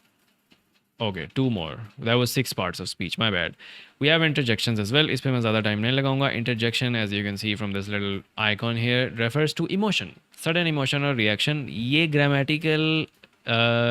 Grammatically आपके पार्ट नहीं होता सेंटेंस का. And especially in IELTS in any sort of formal writing. ठीक है, आपने इंटरजेक्शंस का इस्तेमाल नहीं करना. Interjections are not used in formal writings. Interjections are used when you are writing novella. Novel लिखते हुए, कोई स्टोरी लिखते हुए, उनके बगैर स्टोरीज़ और जो होते हैं ये पर्सनल लेटर्स हो गए आपके, नोवेल हो गया, ये चीज़ें तो इंटरजेक्शंस के बगैर अधूरी हैं. ठीक है, but in a formal setting in your IELTS exam, interjection जैसी चीज़ के आपने पास पास भी नहीं जाना. ठीक है, ये, वाओ, हुरे, येस, नो, हाँ, all of these are examples of interjection. I'll just give you some types. ठीक है, इमोशन की इंटरजेक्शंस होती हैं, you can just read them. Greeting की इंटरजेक्शंस, ऑल द ग्रीटिंग्स और इंटरजेक्शंस बाय ग्रामर. एग्रीमेंट या disagreement, no, yes, hesitation, well, may be. ठीक है, ऑल ऑफ दीज. और माइल्ड इंटरजेक्शन, छोटी interjections which can be just sound. ठीक है, okay. All of these grammatically इनका कोई वेटेज नहीं है. और हाँ, एक चीज़ है, जब आप इन्हें इस्तेमाल करें तो use exclamation mark for strong emotion, comma for mild emotion. ठीक है, और हेजिटेशन के लिए या जहाँ पे रुकावट आ रही हो, सोच रहा हो, इमेजिन कहीं कर रहा हो आपका सब्जेक्ट जो है, तो उसके लिए आपने 3 फुल स्टॉप्स यूज़ करने हैं, 3 डॉट यूज़ करने हैं, फिर स्पेस देनी, एंड देन आपने आगे लिखना है. सर, जिसमें जस्ट प्रपोजिशन का ख्याल रखना होता है. That's it. We don't need to know anything more about interjections. The next one is conjunction, your 8th part of speech, but the problem is that our knowledge is insufficient. इसको पढ़ने के लिए हमें phrases और clauses की पढ़ाई करनी होगी. So let's do just that. Let's take a look at phrases and clauses. Phrase पहले discuss कर लेते हैं. Any group of words. वैसे मैंने start में बताया था, but I'll just do a little bit more detail again. Revise करा दूँ आपको. I know भूल गया होगा अब तक, notes तो आप बना नहीं रहे. Caught you red-handed, didn't I? Group of words that does not contain a subject and a predicate. ठीक है, half thought है, पूरा thought नहीं है. Oh, let me just remove my face. It cannot be a sentence, cannot stand alone as a sentence, and it is used to give context or further meaning to a sentence. ठीक है. Again, you should be asking subject to predicate क्या बोला है. तो subject is the doer of an action and predicate is whatever action the subject is doing, any verb. ठीक हो गया. Now, let's take a look at some examples and some types. The grey car, it's a noun phrase. यानी उसके noun और उसके modifiers. तो the grey car, verb और उसके modifiers is working. ठीक है, adjectives, having a deep voice. Prepositional phrase है ऑन द टेबल. ठीक, जो प्रपोजिशन के साथ स्टार्ट हो रहा होगा, it's usually a prepositional phrase. लेकिन आप देखें कि these are not complete sentences. Subjects नहीं हैं, वर्ब्स नहीं हैं. अगर वर्ब्स हैं तो हमारे पास कोई सब्जेक्ट नहीं है. So it's not a predicate. जो काम सब्जेक्ट कर रहा होता है उसको हम प्रेडिकेट कहते हैं. ठीक है, तो any verb is not a predicate जब तक उसके पीछे कोई सब्जेक्ट नहीं लगा हुआ. और कोई भी नाउन या प्रोनाउन सब्जेक्ट नहीं हो सकता जब तक वो कोई काम नहीं कर रहा. ठीक है, तो subject is the doer of an action. ये याद रखनी है आपने मेरी बात. Now more examples. In a deep voice would be an example of adverb phrase. These are very complex. ठीक है, ये पढ़ाते हुए भी जो है मुझे भी इनकी बहुत कन्फ्यूजन हो जाती है. ये वो ग्रामर की चीज़ें हैं कि जो आप बगैर डिटेल में डिस्कस किए और इंतहाई प्रैक्टिस के बाद जाके समझें तो फिर कोई समझ आती है. Otherwise this are very easy to forget. तो कोई ख़ास ज़रूरी नहीं है आपके लिए इन एग्जांपल्स को और टाइप्स को जहन में रखना, but just for the sake of knowledge. Running in the forest is a gerund phrase. ING use हो रहा है. To make money, to is a very important thing to know. I am going to take you back to my document for a second. यहाँ पे मैंने जो इसमें ये दिया हुआ है. Okay, here we go. List of modifiers across all tenses. ठीक है, ये list of modifiers across all tenses. There's something you need to know. जो modifiers होते हैं ना, to is a modifier. ठीक है, to इसको हम ग्रामेटिकली infinitive कहते हैं. जब the word to, ये क्या करता है कि ये वर्ब को बेस फॉर्म में कन्वर्ट कर देता है, यानी फर्स्ट फॉर्म में कन्वर्ट कर देता है. तो टू के बाद कभी आपको ई डी आई एन जी या फलानी फलूनी चीज़ नज़र नहीं आएगी। व्हेन यू सी टू तो उसका मतलब है आगे बेस फॉर्म यूज़ होनी है। To making money is wrong. To make money, to do this, to run, to jump, ठीक है, आई वॉन्ट टू जंप। तो बेस फॉर्म में आपका वर्ब कन्वर्ट हो जाता है टू से। Anyways, running quickly is a participial phrase. Again, in key definitions and all that is very confusing, so I'm not getting into these right now. But if you're interested in it, just buy my course. Shameless plug. Okay, moving on to clauses. A group of words that contains a subject. Subject है हमारे पास, कोई काम करने वाला मौजूद है और वो कोई काम कर भी रहा है, ठीक है। अब ये दोनों चीज़ें जो है ना, ये एक दूसरे के ऊपर डिपेंडेंट है। एक होगी तो दूसरा होगा, एक होगी तो दूसरा होगा। इट्स लाइक दैट, दोनों अलग अलग काम नहीं कर सकते। ओके, नेक्स्ट, क्लॉजेस की दो टाइप्स हैं, इंडिपेंडेंट क्लॉज या main clause. This can stand alone as a full sentence, ठीक है, इसमें हर चीज़ मौजूद होती है। The cat is on the table, बिल्ली मेज़ के ऊपर है। The grey car looks gorgeous, grey car बड़ी ज़बरदस्त लग रही है, खूबसूरत लग रही है। My brother is running very quickly, मेरा भाई बहुत तेज़ी से दौड़ रहा है। तो दीज आर फुल सेंटेंसेज। इसमें आपको कोई कॉन्टेक्स्ट की ज़रूरत नहीं है, कोई तमहीद की ज़रूरत नहीं है, कोई एक्स्ट्रा इन्फॉर्मेशन की ज़रूरत नहीं है। These sentences can act as sentences as themselves. पूरा मीनिंग है, कोई ऐसा चक्कर नहीं है अजीब सा। दीज आर इंडिपेंडेंट सेंटेंसेज या मेन क्लॉजेज, ठीक है, मेन क्लॉज, इंडिपेंडेंट क्लॉज। इसके बरक्स the second type is dependent clause या फिर सब ऑर्डिनेट क्लॉज, ठीक है। डिपेंडेंट या सब ऑर्डिनेट, सब ऑर्डिनेट कहते हैं वैसे नीचे वाले को निचले वाला, तो subordinate clause depends on an independent या फिर main clause to give itself complete meaning, ठीक है। अब ये देखें, एंड मी टू, और मैं भी, कुछ ना कुछ वर्ब नज़र आ रहा है, सब्जेक्ट भी नज़र आ रहा है, तो क्लॉज तो है बट कोई मीनिंग नहीं है। बिकॉज आई वॉज इनसाइड, क्योंकि मैं अंदर था। क्यों अंदर थे भाई तुम? But no burgers were offered by. तो these sentences need some other sentences as well. तो ये सेंटेंस नहीं है as a full stand alone sentence, इनका कोई मीनिंग नहीं है। These are subordinate clauses, they are also type of clause, ठीक है। फ्रेजेस नहीं है क्योंकि सब्जेक्ट्स हैं और वर्ब्स नज़र आ रहे हैं आपको, यानी प्रेडिकेट्स नज़र आ रहे हैं, but they need something to complete their meaning. Okay, और फ्रेजेस की के बरक्स, ठीक है, अनलाइक फ्रेजेस, अनलाइक का मतलब होता है नॉट लाइक, ठीक है। तो लाइक फ्रेजेस नहीं, unlike phrases. Clauses must have a subject and a verb, ठीक है। फ्रेज जो है उसमें सब्जेक्ट एंड वर्ब नहीं होता, क्लॉज में सब्जेक्ट और वर्ब लाजमी है। सब्जेक्ट और वर्ब होगा तो क्लॉज बनेगा, अदरवाइज क्लॉज नहीं बनेगा। और अगर टू से ज़्यादा और सॉरी देर आर टू और मोर क्लॉजेस, तो उनको ज्वाइन करने के लिए आप कॉमास यूज़ करेंगे, ठीक है। कोई ऐसे बड़े बड़े सेंटेंसेस भी होते हैं ना, ख़त्म ही नहीं हो रहे होते, तो बीच में कॉमा लगाना पड़ता है to separate each clause itself. हाँ, अब आपको समझ आ गई कि फ्रेज़ क्या है, अब आपको समझ आ गई कि क्लॉज क्या है। अगर आपको टाइम चाहिए तो इसको पॉज करके आप अच्छे से नोट्स बना लें और ख़ुद इसको एक बार रिवाइज़ कर लें, because the next part of speech is conjunction. और कंजंक्शन का मसला ये है कि अगर आपको फ्रेजेस और क्लॉजेस की समझ नहीं आई तो आपको ये कख समझ नहीं आने वाला, but it's pretty easy. Used यानी words, used to connect words, phrases or clauses. Conjunction are words used to connect words, phrases or clauses. ऐसे अल्फाज जो कि अल्फाज, phrases और clauses को जोड़ने का काम करते हैं आपस में और दूसरे clauses, words और phrases के साथ।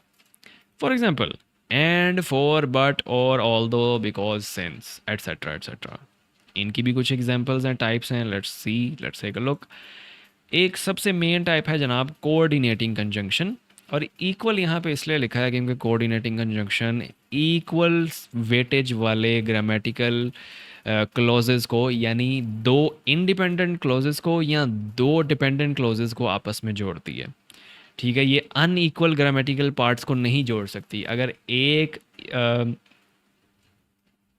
डिपेंडेंट क्लॉज है और एक इंडिपेंडेंट क्लॉज है, I am sorry I lost my train of thought, एक डिपेंडेंट क्लॉज है और एक इंडिपेंडेंट क्लॉज है, तो उनको जोड़ने के लिए जो कंजंक्शन यूज़ होगी वो कोऑर्डिनेटिंग कंजंक्शन नहीं कहलाएगी, ठीक है। These only join equal sentences, equal clauses, dependent dependent के साथ जुड़ेगा, इंडिपेंडेंट इंडिपेंडेंट के साथ जुड़ेगा when you are using any of these 7।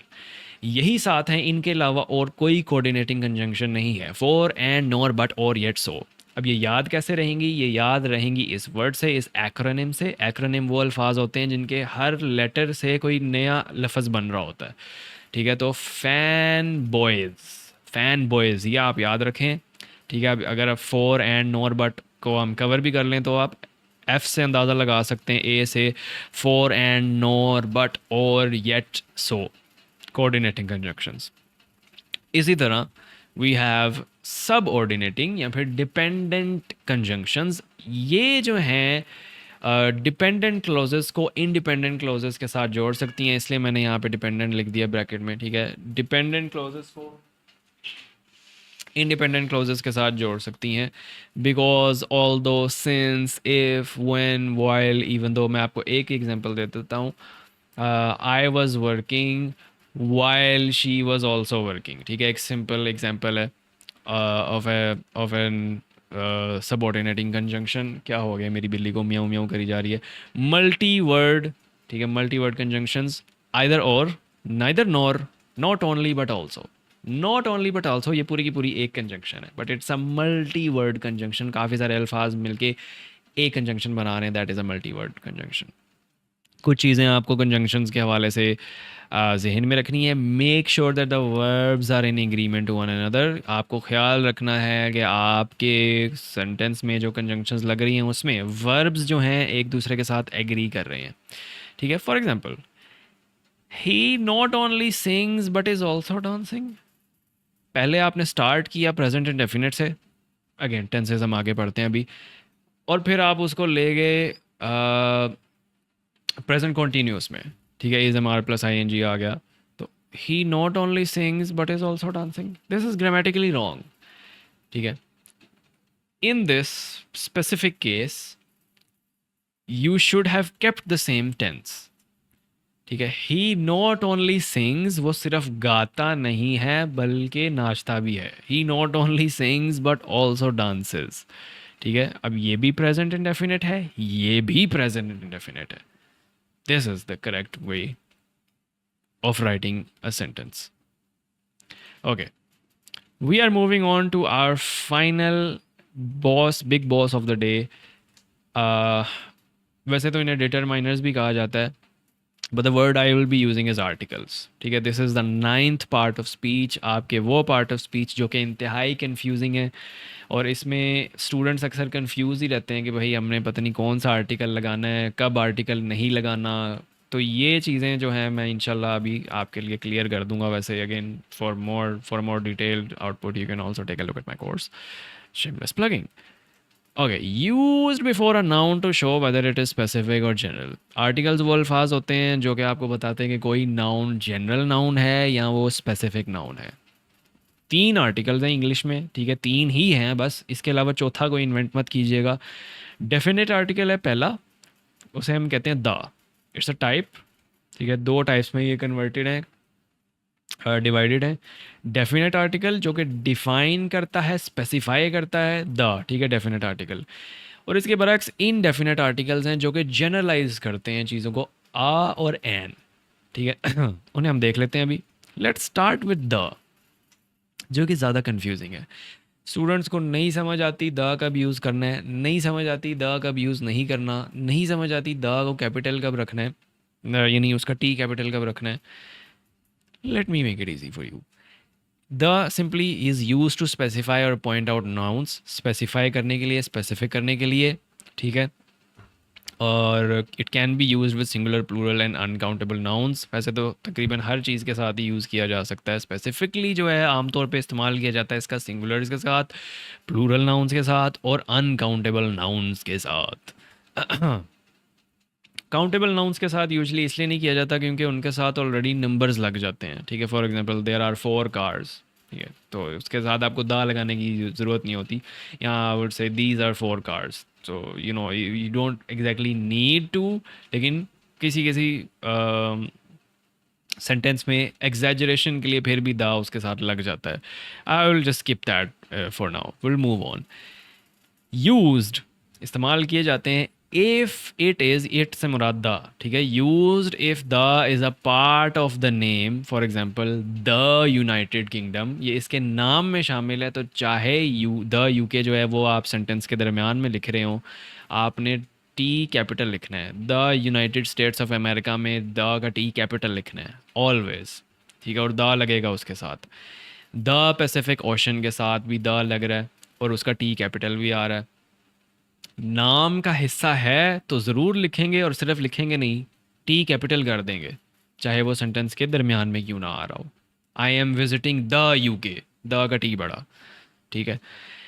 Not used with proper nouns, you can not से, ठीक है, अब मेरा नाम है अवैस अहमद, ठीक है, मेरा नाम है दा नहीं आता, ठीक है, तो you can not say I am taking a class from the Awais Ahmad, ठीक है, it doesn't make sense, it doesn't make sense. Proper nouns के साथ द यूज़ नहीं किया जा सकता। You will have to say I am taking a class from Awais Ahmad, ठीक है।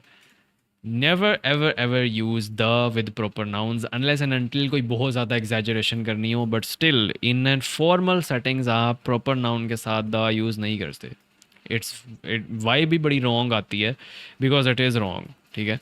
Again English is a very vibey language, तो वाइब चेक कर सकते हैं आप किसी भी चीज़ को।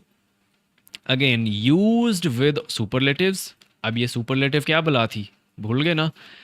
गो बैक, एडजेक्टिव्स की बात की थी जहाँ पे, उसमें मैंने आपको डिग्री ऑफ एडजेक्टिव बताई थी, ठीक है। एक होती है सिंपल पॉजिटिव, उसके बाद कंपैरेटिव, उसके बाद थी थर्ड सुपरलेटिव डिग्री। तो used with a superlative degree, ठीक है। This is the most beautiful person on the planet, ठीक है, this is the biggest person in the class.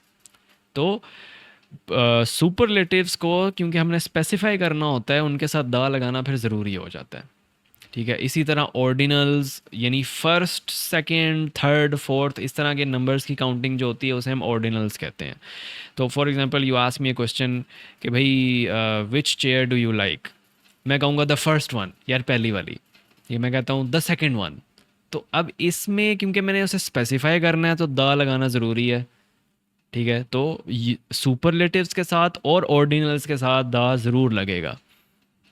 हाँ, नॉट यूज्ड विद जनरल और रेगुलर एक्टिविटीज़ लाइक मील्स, मैं ये नहीं कहता आई एम, कह सकता कि आई am having the breakfast, it's just grammatically wrong, ठीक है। इतनी रेगुलर एक्टिविटी के साथ द नहीं लगता। You will say I am having breakfast, I will have lunch at 2 PM, ठीक है। मैं ये नहीं कह सकता I will have the lunch at 2 PM, it's just wrong, it's just wrong. Why भी बड़ी रॉन्ग आती है again English is a very inconsistent language, तो वाइब चेक कर लिया करें, usually that is the answer. Okay, next is a and an, these are indefinite articles, undefined यानी, ठीक है, डिफाइंड नहीं है, कोई सेट डेफिनेशन जिस चीज़ की ना हो, यानी कोई चीज़ जो जनरल हो, जो स्पेसिफिक ना हो, उसके लिए। Now here is the funky part, जो कि अक्सर लोग गलत कर देते हैं, the thing they miss out is कि आ यूज़ होता है बिफोर अ कॉन्सोनेंट साउंड, ठीक है, कॉन्सोनेंट वर्ड नहीं। क्योंकि अगर आप यूरोपियन यूज़ करें तो इसके साथ आ क्यों लगता है, एन क्यों नहीं लगता, ठीक है। आ कार ठीक है, आ पर्सन ठीक है, आ टीचर ठीक है, एग्री किया आपकी बात से, आ बैट ठीक है, आ माउस ठीक है, एन यूरोपियन पर्सन कहाँ सुन लिया आपने, ठीक है। This is not possible. क्यों? क्योंकि European is starting with a Y sound, Y sound, ठीक है, इससे वाई की साउंड आ रही है, इसमें ई की तो साउंड आ ही नहीं रही, ए ई आई ओ यू, ठीक है, वॉवल साउंड्स जो होते हैं आपके, तो उनसे पहले लगता है एन, इसमें तो साउंड ही वाई की आ रही है, यो यो यूरोपियन मैन, ठीक है, इसलिए इसके साथ आ लगेगा, एन नहीं लगेगा। आ यूरोपियन यूनिवर्सिटी, ठीक है, university, a European man, a European person, इसके साथ एन नहीं लगेगा। सो एन किसके साथ लगेगा, एन लगेगा वॉवल साउंड से पहले। एन एप्पल, ठीक है, A E I O U, the 5 sounds, an apple, an orange, an honest person, honest man, an umbrella, an hour, simple, ठीक है। So this is all you need to know about articles, and with that we are concluding our parts of speech. No parts of speech आपने cover कर लिए हैं। since we have only covered them in 1 hour and 10 minutes, बहुत surface level से touch किया है, कोई ज़्यादा हमने सेंटेंसेस नहीं बनाए, कोई डिटेल स्टडी नहीं की. Again if you want to do that, I am just shamelessly plugging my course here, my parts of speech course specifically. उसमें मैंने हर चीज़ को बहुत ज़्यादा डिटेल से जाके डिस्कस किया हुआ है, और उसमें फिर हर चीज़ के मैं सेंटेंसेस बनाता हूँ, जिससे एग्जांपल्स जब आप सुनते हैं देखते हैं तो आपको और समझ लगती है, गहराई में ज़्यादा समझ लगती है, और कन्फ्यूजन्स ख़त्म होती हैं. सो you know, if you want more detailed study, that's the uh, course you would want to buy. Email or WhatsApp or just DM me anywhere, and I'll let you know. Comment भी आप कर सकते हैं. Yeah, we have one more thing. No articles are used with plural general nouns, uncountable general nouns, languages, meals, months and sports. इन सब चीज़ों के साथ article का इस्तेमाल नहीं होता, ना आ का, ना एन का, और ख़ास तौर पे दा का नहीं होता. कोई भी जनरल चीज़ है उसके साथ तो पहली बात दा लगना ही नहीं है, क्योंकि वो जब दा लगना ही किसी चीज़ को स्पेसिफाई करने के लिए है, तो फिर किसी जनरल चीज़ के साथ दा क्यों लगना है. डा, राइट. हाँ, लैंग्वेजेस के साथ अक्सर लोग गलती करते हैं. I am learning the English language, ये ठीक है क्योंकि आपने आगे लफ्ज़ लगाया है लैंग्वेज का. हाँ, अगर आप इसको शॉर्टन करेंगे, आप लैंग्वेज का लफ्ज़ पीछे से हटा देंगे, you will say I am learning English. बस इसमें द आ एंड किसी की ज़रूरत नहीं है, यहाँ पे किसी आर्टिकल की ज़रूरत नहीं है. English it self is a very specific thing. ठीक है, तो जो चीज़ें, again since it is the name of a language, तो वो प्रॉपर नाउन है, ई उसका वैसे ही कैपिटल लाना है. और हमने क्या बात की थी, read this again, not used with proper nouns.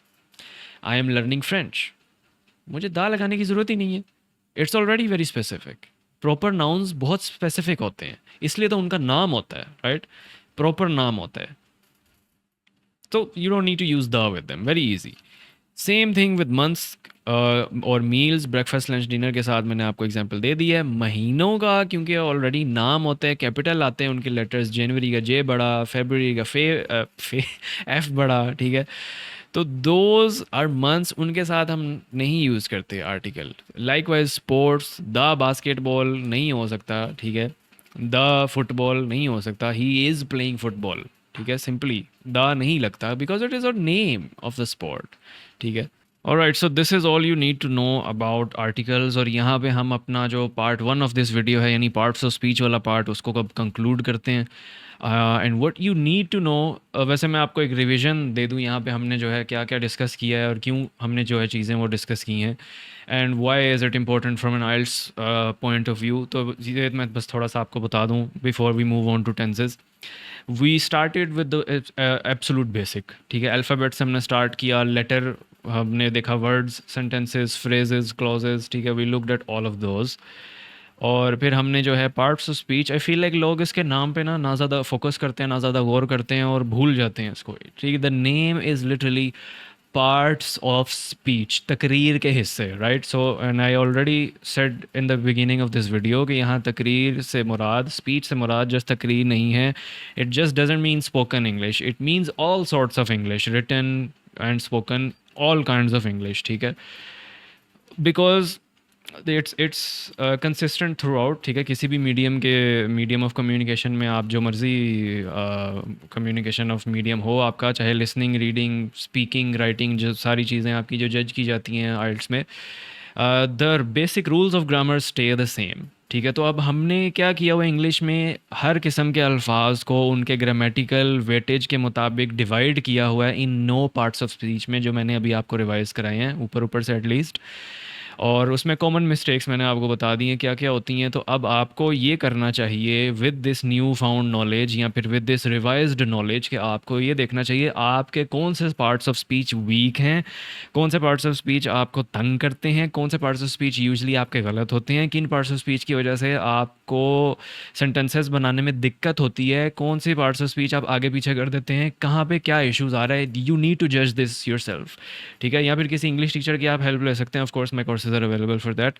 But अब आपने करना ये है that you have to revise और you have to get better in your weak areas, target your weak parts of speech, और समझें इस चीज़ को कि इन्हीं को अरेंज करने से एक दूसरे के साथ you are able to make complex sentences. ठीक है, ये जो 9 मैंने आपको पार्ट्स ऑफ स्पीच पढ़ाए हैं, these are not only the basics, but इनके अंदर ही वो गहराई मौजूद है जो एक एडवांस राइटर को एक बिगिनर से सेपरेट करती है, ठीक है। Again I will like to flaunt my document here, tenses like never before available है परचेज के लिए।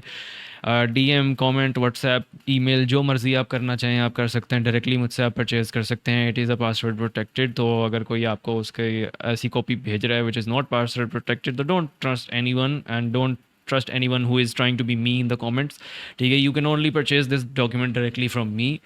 और इसमें मैंने बड़ी बड़ी एग्जांपल्स के साथ एक ऐसा सेंटेंस बनाया हुआ है, और मल्टीपल सेंटेंसेस हैं इस तरह के जिसमें देर आर मल्टीपल क्लॉजेज, और उसको फिर हमने डिवाइड किया हुआ है in all separate parts of speech, ताकि आपको समझ आए कि ये पार्ट्स ऑफ स्पीच एक दूसरे के साथ किस तरह खेलते हैं, एक दूसरे के साथ किस तरह इंटरमिंगल करते हैं, ठीक है। So understanding that is absolutely crucial to write better sentences and to write with more flexibility, ठीक है। इसके बारे में मैं काफ़ी बात कर चुका हूँ कि ना सिर्फ आपकी राइटिंग एडवांस्ड होनी चाहिए for IELTS high band scores, ठीक है। छोटे मोटे सेंटेंसेस तो कोई भी लिख सकता है, ठीक है। तो आपकी राइटिंग में वो यूनिक फ़ीचर क्या है, वो एक आपका अपना जो आपकी पर्सनैलिटी है, आपकी अपनी टोन है, आपका अपना जो स्टाइल है राइटिंग का, वो क्या है, हाउ कैन द राइटर जज दैट, ठीक है। तो वो चीज़ें आती हैं एडवर्ब्स और एडजेक्टिव्स का अच्छा इस्तेमाल करने से, which are unique to every person, ठीक है। अब ऑब्वियसली अगर ये पार्ट आपका वीक है तो you need to go back and you need to study them in detail and you need to implement them in your writing, ठीक है। बट यहाँ पे मैं पार्ट 1 यहाँ पे कंक्लूड कर रहा हूँ। That was all you need to know about parts of speech. So let's move on to tenses now, ठीक है। तो सबसे पहले तो आपको ये पता होना चाहिए कि इन grammar, in English grammar, after parts of speech जो नेक्स्ट चीज़ आपको पढ़ाई जाती है वो टेंसेज है। So here it is. 12 tenses होते हैं इंग्लिश में, यानी 12 ऐसे पॉसिबल सिनेरियोज हो सकते हैं जिससे आपको स्पीच करनी पड़ जाए या बातचीत करनी पड़ जाए इंग्लिश में, ठीक है। और including implicit and explicit things and extra things, आप कह लें कि मे बी 12 से ज़्यादा हों, बट फॉर्मली देर आर 12, ठीक है। तो वो हम इसमें डिस्कस करेंगे with guides, examples and formulas. So let's go ahead. First of all we need to know कि 12 क्यों होते हैं। तो these are divided on the basis of time, ठीक है, and they are divided on the basis of action. अब ये मैंने बहुत डिटेल से, मिनिमल तरीके से और प्रिंटेबल फॉर्मेट में अपनी डॉक्यूमेंट में लिख दिया। Again shameless plug, I am sorry for that, but मुझे अपनी मार्केटिंग भी करनी है। Tenses like never before is available for purchase, उसमें ये चीज़ें बहुत अच्छे मैनर में जो है आपके लिए अवेलेबल हैं। But again divided 3 categories with respect to time, और with respect to action 4 categories, ठीक है। तो टाइम वाली हमारे पास ऑब्वियसली पास्ट, माजी यानी गुजरा हुआ वक्त, प्रेजेंट हाल यानी अभी वाला वक्त, और फ्यूचर यानी आने वाला वक्त यानी मुस्तकबिल, which is an Arabic word, क्योंकि उर्दू भी मल्टीपल लैंग्वेजेस यानी अरबिक, फ़ारसी और संस्कृत का मिक्सचर है। But the more you know, likewise English Latin और ग्रीक से मिल मुला के जो है आपकी इंग्लिश बनी है। इन एनी केस, एक्शन की बेस पे जो डिवीज़न की गई है वो सबसे पहले इंडेफिनिट टेंस है। अब मुझे सिंपल का लफ्ज़ जो है ना बिल्कुल पसंद नहीं है। आप अगर गूगल करें, आप अगर चैट जीपीटी करें, तो यू विल फाइंड के पहले टेंस का नाम आपको यूजली मिलता है simple tense. I absolutely despise that word, मुझे बहुत नफरत है उस वर्ड से, बिकॉज वो आपको इसका देखिए ना, नाम में डेफिनेशन होनी चाहिए। तो सिंपल में कोई डेफिनेशन नहीं है, बट इनडेफिनिट में डेफिनेशन है। इनडेफिनिट, ठीक है, जो चीज़ पूरे तरीके से या अच्छे तरीके से या भरपूर तरीके से डिफाइंड नहीं है, राइट, एंड इट मीन्स कि वो लिमिटेड बाय टाइम नहीं है। इट डजेंट मीन कि पास्ट, प्रेजेंट या फ्यूचर। इसका मतलब है कि पास्ट में या प्रेजेंट में या फ्यूचर में कोई ऐसा एक्शन हो रहा है जिसकी frequency is not limited by time, ठीक है। अब मैं काफ़ी सारी चीज़ें यहाँ पे बोल रहा हूँ जो आपके लिए नहीं है। फॉर एग्जांपल, अब ये भाई टेंसेस में फ्रीक्वेंसी क्या होती है, ये क्या हो गया, ठीक है। Again my document is available for purchase, लेकिन मैं आपको यहाँ पे बता देता हूँ। फ्रीक्वेंसी मीन्स कि एक एक्शन कितने बार किया जाता है। For example, I go to the gym 6 days a week, Monday to Saturday, तो मेरे जिम जाने की फ्रीक्वेंसी है 6, right. There are other examples of frequency as well, but I am sure you can cook them up yourself. हम आगे बढ़ते हैं। Second type हमारे पास जो डिवीज़न है वो है कॉन्टीन्यूस टेंस, ठीक है, जिसको हम कॉन्टीन्यूस पढ़ते हैं, but the actual pronunciation is continuous. तो कॉन्टीन्यूअस या कॉन्टीन्यूस, जो आप मर्ज़ी इसको कहना चाहें, किसी प्रॉपर नाउन की कोई प्रॉपर डेफिनेशन नहीं होती। कुछ लोग मेरा नाम अवैस कहते हैं, कुछ लोग मुझे ओवैस कहते हैं, कुछ लोग मुझे आवैस कहते हैं। It's all the same, it doesn't matter. ठीक है, प्रॉपर नाउन की कोई प्रॉपर प्रोनाउंसिएशन नहीं होती। In any case continuous tense जो है ये आपको ये बताता है कि कोई एक्शन इस वक्त हो रहा है, हो रहा था या हो रहा होगा। ठीक है, is am are with helping verb plus I N G इसमें होता है, and it's a very easy thing to recognise. जहाँ पे आपको helping verb plus ING first form के साथ नज़र आ रहा हो, दैट्स कॉन्टीन्यूस टेंस। इसके अलावा एक ऐसा टेंस होता है परफेक्ट, विच मीन्स जब यूजली जब हम परफेक्ट कहते हैं तो हम किसी ऐसी चीज़ को देख के कहते हैं जो कंप्लीट हो, ठीक है, जो फुल हो, जिसमें कोई कमी ना हो। तो परफेक्ट टेंस ऑब्वियसली उस तरह के एक्शंस या वर्ब्स के लिए इस्तेमाल किया जाता है जो कि अभी अभी या कुछ देर पहले या आने वाले वक्त में कंप्लीट हो चुके हों, right.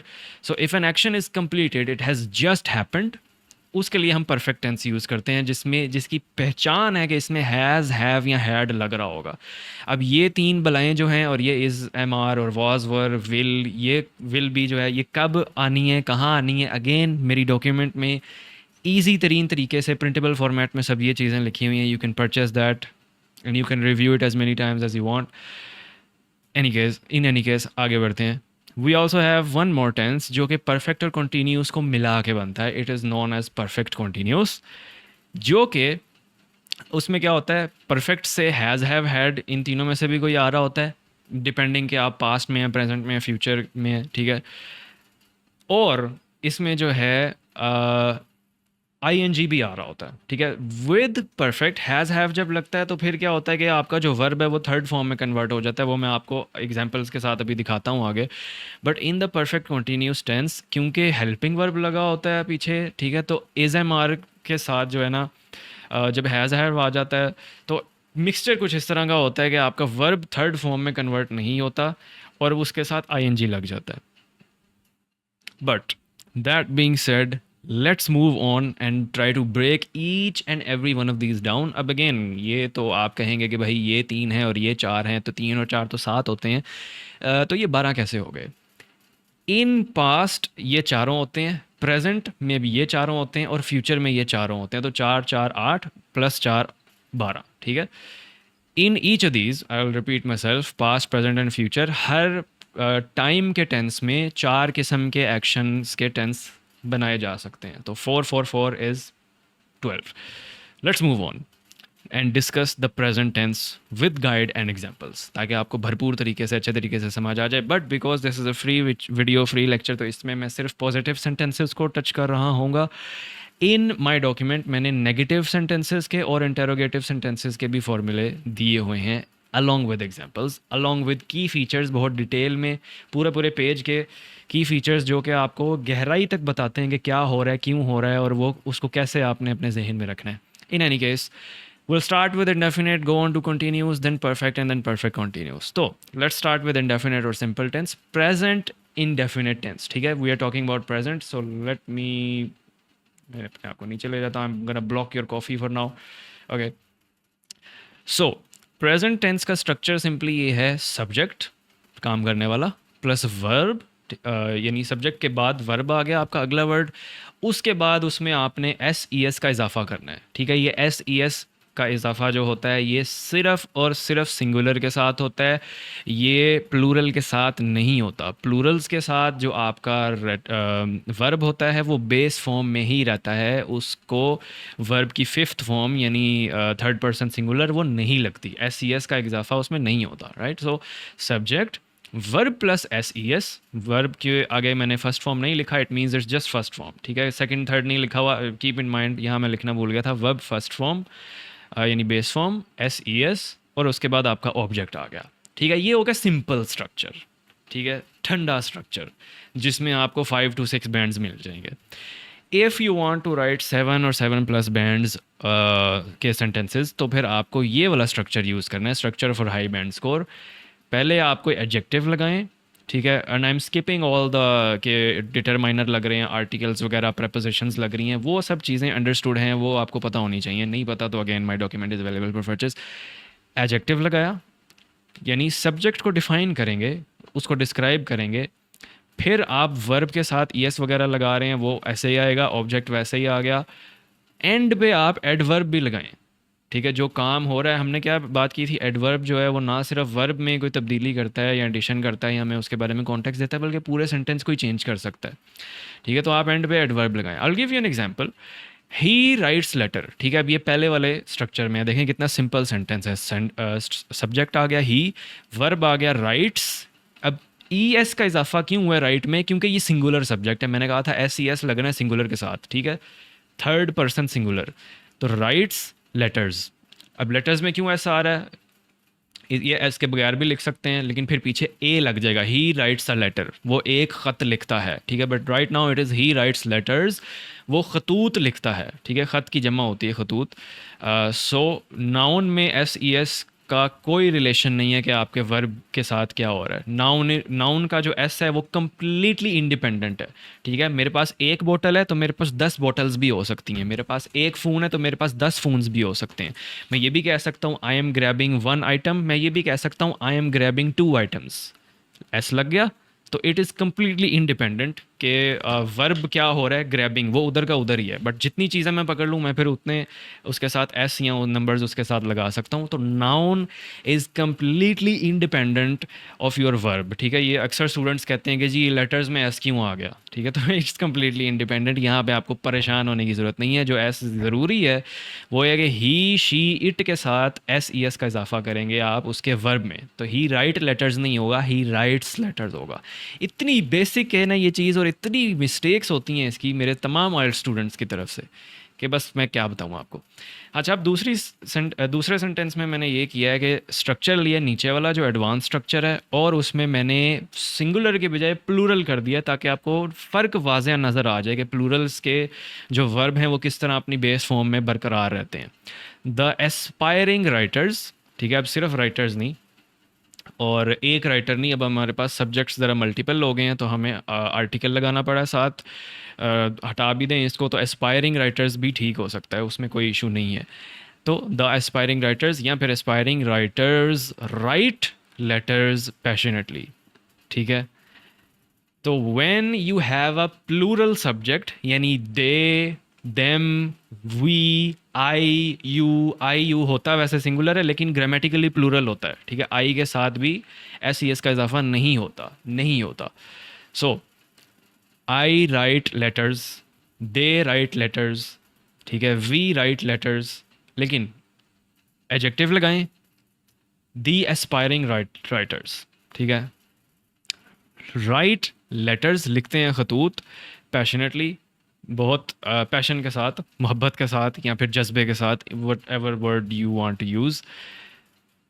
This is the type of sentence you should be writing, ठीक है। इस तरह के सेंटेंसेस आपसे एक्सपेक्टेड हैं कि कोई एडजेक्टिव नज़र आ रहा हो, ठीक है, और किस तरह से उसने लेटर्स लिखे, कितने लेटर्स लिखे, ये चीज़ें भी नज़र आ रही हों, यानी एडवर्ब्स भी नज़र आ रही हों। अब आपको समझ आएगी, अब आपको कम से कम पता चलना चाहिए कि हमारा पार्ट्स ऑफ स्पीच को पढ़ने का और उन्हें डिटेल से स्टडी करने का एक्चुअल मकसद क्या था, ठीक है। You have to know where they fit, you have to know, कम से कम आपको 500-600 एडवर्ब्स एडजेक्टिव्स तो वैसे ही आने चाहिए for good usage of English. अब आपका नेक्स्ट सवाल ये होना चाहिए ये कैसे होंगे, तो आप रीडिंग के ज़रिए या लिसनिंग के ज़रिए या इंग्लिश मूवीज़ और ड्रामास देख के इस चीज़ को, अपने इस गैप को पूरा कर सकते हैं, अपने वर्ड्स को बेहतर कर सकते हैं। If you want to take it to a very advanced level, तो मुझे नहीं पता whatever your religious beliefs are, but hip hop music, rap music में जो राइटिंग होती है, पोइट्री जो होती है, वो बड़ी कॉम्प्लेक्स किस्म की होती है। उसमें बहुत एडजेक्टिव्स और बहुत ज़्यादा सिमिलीज, मेटाफोर्स, इस तरह की एडवांस चीज़ें जो हैं आपको नज़र आ रही होती हैं, जो इस वीडियो के स्कोप से बाहर हैं। I will be making separate videos for that. But in दोनों कामों के लिए, यानी इंग्लिश के सीखने के लिए और बेहतर करने के फ्रेमवर्क के लिए, और ऑलरेडी बेहतर इंग्लिश को और बेहतर करने के लिए, I have 2 documents completely free of cost on my website ieltswithawais.com। एक है जनाब इंग्लिश सेल्फ इम्प्रूवमेंट फ्रेमवर्क, और उसके अलावा जो दूसरी वाली है that is lexical resource guide book, because lexical resource भी आइल्स में जो है आपका बहुत बड़ा वो it's a centre piece, it's a big factor. यानी इसका मतलब ये होता है लेक्सिकल रिसोर्स का, योर वोकैबुलरी स्किल्स, ठीक है। तो वो I would say it's a very essential document, और वो कम्प्लीटली फ्री ऑफ कॉस्ट है, उसके कोई पैसे नहीं है. You can find it on my website and on my Discord. Okay, तो ये आपका हो गया indefinite present simple, present indefinite या प्रेजेंट सिंपल. ठीक है, don't use this structure, use the advance structures. Okay, we are moving on. Again, अगर आप फ़ोन पे ये वीडियो देख रहे हैं तो you should switch to laptop और कंप्यूटर, ताकि आपको टेक्स्ट जो है वो बड़ा नज़र आए. बिकॉज जब ज़्यादा चीज़ें सिखानी होती हैं तो I have to make slides very fast, जिसकी वजह से मैं ये टेक्स्ट जो है उतना बड़ा नहीं मैं लिख पाया. But in any case phone पे वैसे भी स्टडी नहीं होती. We are moving on to continuous. तो द स्ट्रक्चर मैंने आपको बताया था, इज़ एम आर लगता है इसमें. तो सब्जेक्ट आ गया इज़ या फिर एम या फिर आर, उसके साथ वर्ब आ गया, वर्ब के साथ आई एन जी लगेगा, और यहाँ फॉर्म में लिखना भूल गया बट इट्स फर्स्ट फॉर्म. ठीक है, तो सब्जेक्ट इज़ एम आर, जिसको हम हेल्पिंग वर्ब कहते हैं, और वर्ब की फर्स्ट फॉर्म और उस के साथ आई एन जी. ठीक है, verb plus I N G. ठीक है, और ऑब्जेक्ट. अगेन स्टार्ट में एडजेक्टिव और एडवर्ब डाल देंगे तो ये एडवांस स्ट्रक्चर हो जाएगा, बेहतर हो जाएगा. सेम एग्जांपल है, मैं वही एग्जांपल रख रहा हूँ ताकि आपको फ़र्क नज़र आए, आपको इन अल्फाज का आपस में खेलना नज़र आए कि ये किस तरह एक दूसरे के साथ डांस कर रहे हैं, नाच रहे हैं. Look at this. इंडेफिनिट क्या था प्रेजेंट में? ही राइट्स लेटर्स, वो खतूत लिखता है. ठीक है, अब यहाँ पे देखें, ही इज़ राइटिंग लेटर्स, वो खतूत लिख रहा है, रहा है. I told you about that, right. तो ता है, ती है, इज़ जो आप बचपन से सुनते आ रहे हैं. इट्स क्या कहते हैं उसे, रिकग्निशन, या उसको समझने के लिए एक आप समझ लेंगे एक फार्मूला है, या इट्स अ कैच फ्रेज, उसे समझने के लिए या उसकी पहचान के लिए जो है ना. तो these are actually very potent, बड़े अच्छे हैं ये. I don't know why we didn't utilise them as much back then, लेकिन ये they still work, they are very right. Is am are का मैं आपको बता देता हूँ. ही शीट के लिए इज़ लगता है. ठीक है, या फिर आप किसी और की अगर थर्ड पर्सन सिंगुलर की बात करें या तो उसमें इज़ लगता है. ठीक है, he is doing this, they are doing this, और सॉरी दे में प्लूरल हो जाता है तो आर लगता है. And in any singular person, let's say I will से कि जनाब अहमद इज़ स्टडीइंग, तो ठीक है वो सिंगुलर है तो उसमें इज़ लग रहा है. एम सिर्फ और सिर्फ आई के साथ यूज़ होता है, आई एम टीचिंग. आर जो है वो आपका प्लूरल्स के साथ यूज़ हो जाता है, right. So they are doing this, multiple लोगों का नाम लिया, are studying, it's pretty simple. Okay, तो he is writing letters, you can make that turn this into a continuous tense. The aspiring writers are writing letters passionately. अब देखें plural है तो are लग गया इज़ के बजाय. ठीक है, और बाकी राइट्स नहीं आ रहा यहाँ पे, और प्लूरल है तो राइट भी नहीं आ रहा. बट क्या हो रहा है, वर्ब के साथ बेस फॉर्म के साथ आई एन जी लग रहा है. और राइटिंग जब लिखते हैं तो ई ख़त्म कर देते हैं एंड पे. ठीक है, राइट नहीं आएगा, W R I T I N G, simple. We are moving on to perfect tense, present perfect. Again इनकी ज़्यादा डिटेल के लिए, भरपूर की फीचर्स को खुद स्टडी करने के लिए, tenses like never before is available for purchase. Okay, perfect tense is a little bit different. ये जो है आपका ऐसा टेंस है जो कि हैज़ हैव इंट्रोड्यूस कराता है. अब जो हैज़ और हैव हैं ये मॉडिफायर्स हैं. ठीक है, अब आपका अगला सवाल ये होना चाहिए, मॉडिफायर्स क्या होता है? Modifiers are the changers of verb. ऐसे अल्फाज जो आपके सेंटेंस के अंदर आपके वर्ब के साथ कोई चेंजिंग करते हैं. ठीक है, तो इज एम आर, ठीक है, these helping verbs are a modifier as well. ठीक है, आर मॉडिफायर्स एज वेल. ये क्या करते हैं, ये आपके वर्ब को फर्स्ट फॉर्म में कन्वर्ट करके उसके साथ आई एन जी लगा देते हैं. ठीक है, so when you add is am are तो आपको वर्ब को फर्स्ट फॉर्म में चेंज करके आई एन जी लगाना होता है. But when you add has and have, या हैज़ या हैव सिंगुलर के लिए क्योंकि इसमें एस आ रहा है, हैव प्लूरल के लिए इसमें एस नहीं आ रहा, टू रिमाइंड यू. ठीक है, ही हैज़ स्टडीड. ठीक है, अब ये थर्ड फॉर्म होगी तो ही हैज़ रिटन लेटर्स. ठीक है, राइट, रोट, रिटन. ठीक है, write, wrote, written, first form, second form, third form. तो यहाँ पे हैज़ हैव जब आता है तो थर्ड फॉर्म हो जाती है. सिंगुलर के साथ हैज़ आ गया, he has written letters. Plurals के साथ हैव आ गया, the aspiring writers have written letters passionately. Simple. I am moving on to perfect continuous. अब ये बड़ा मज़ेदार है, इसमें हेल्पिंग वर्ब भी आना है इज एम आर, और इसमें हैज़ हैव भी आना है. लेकिन मसला ये है कि ये जो है ये फर्स्ट फॉर्म में कन्वर्ट करते हैं, आईएनजी लगाते हैं, और ये जो है ये थर्ड फॉर्म में कन्वर्ट करते हैं और आईएनजी नहीं लगाते। तो इसके गैप को फिल करने के लिए हमें एक ऐसा एक्स्ट्रा वर्ड चाहिए जो कि थर्ड फॉर्म में कन्वर्ट हो जाए, ताकि हमारा मेन वर्ब, जो सेंटेंस का मेन वर्ब है, उसको हम आईएनजी लगा दें उसके साथ। ठीक है, हैज़ हैव की एडिशन के बावजूद उसको हमें कन्वर्ट ना करना पड़े। तो दैट वर्ड इज़ बीन। ठीक है, बी, बी, बीन, बीन। ठीक है, so what we do is we use a subject, उसके साथ हम हैज़ हैव लगाते हैं, परफेक्ट से बोरो कर लेते हैं यार, परफेक्ट टेंस ज़रा हमें हैज़ या हैव तो देना, ले लिया। उसके बाद हम कहते हैं कंटिन्यू से यार वर्ब की फर्स्ट फॉर्म के साथ आईएनजी तो देना, ले लिया। अब इन दोनों का क्लैश होता है कि यार मैंने, हैज़ हैव कहता है मैंने तो थर्ड फॉर्म में कन्वर्ट करना है, और आईएनजी कहता है कि यार मैंने तो वर्ब को जो है ना वो फर्स्ट फॉर्म में लेके आईएनजी लेने देना है, तो मुझे तो हेल्पिंग वर्ब्स चाहिए थे, ये तुमने क्या कर दिया। तो हमें बीन ऐड करना पड़ता है। बीन क्या कहता है यार, बीन कहता है तुम आईएनजी के लगे रहो फर्स्ट फॉर्म के साथ, मैं हैज़ हैव को सेटिस्फाई कर देता हूँ, मैं थर्ड फॉर्म में कन्वर्ट हो जाता हूँ। तो what happens, he has been writing letters, you already get a third form of a helping verb। ठीक है, has been writing first form plus ing letters। इस खूबसूरती को समझें ज़रा। ठीक है, once you understand how perfect works, once you understand how continuous work, you can easily make this yourself।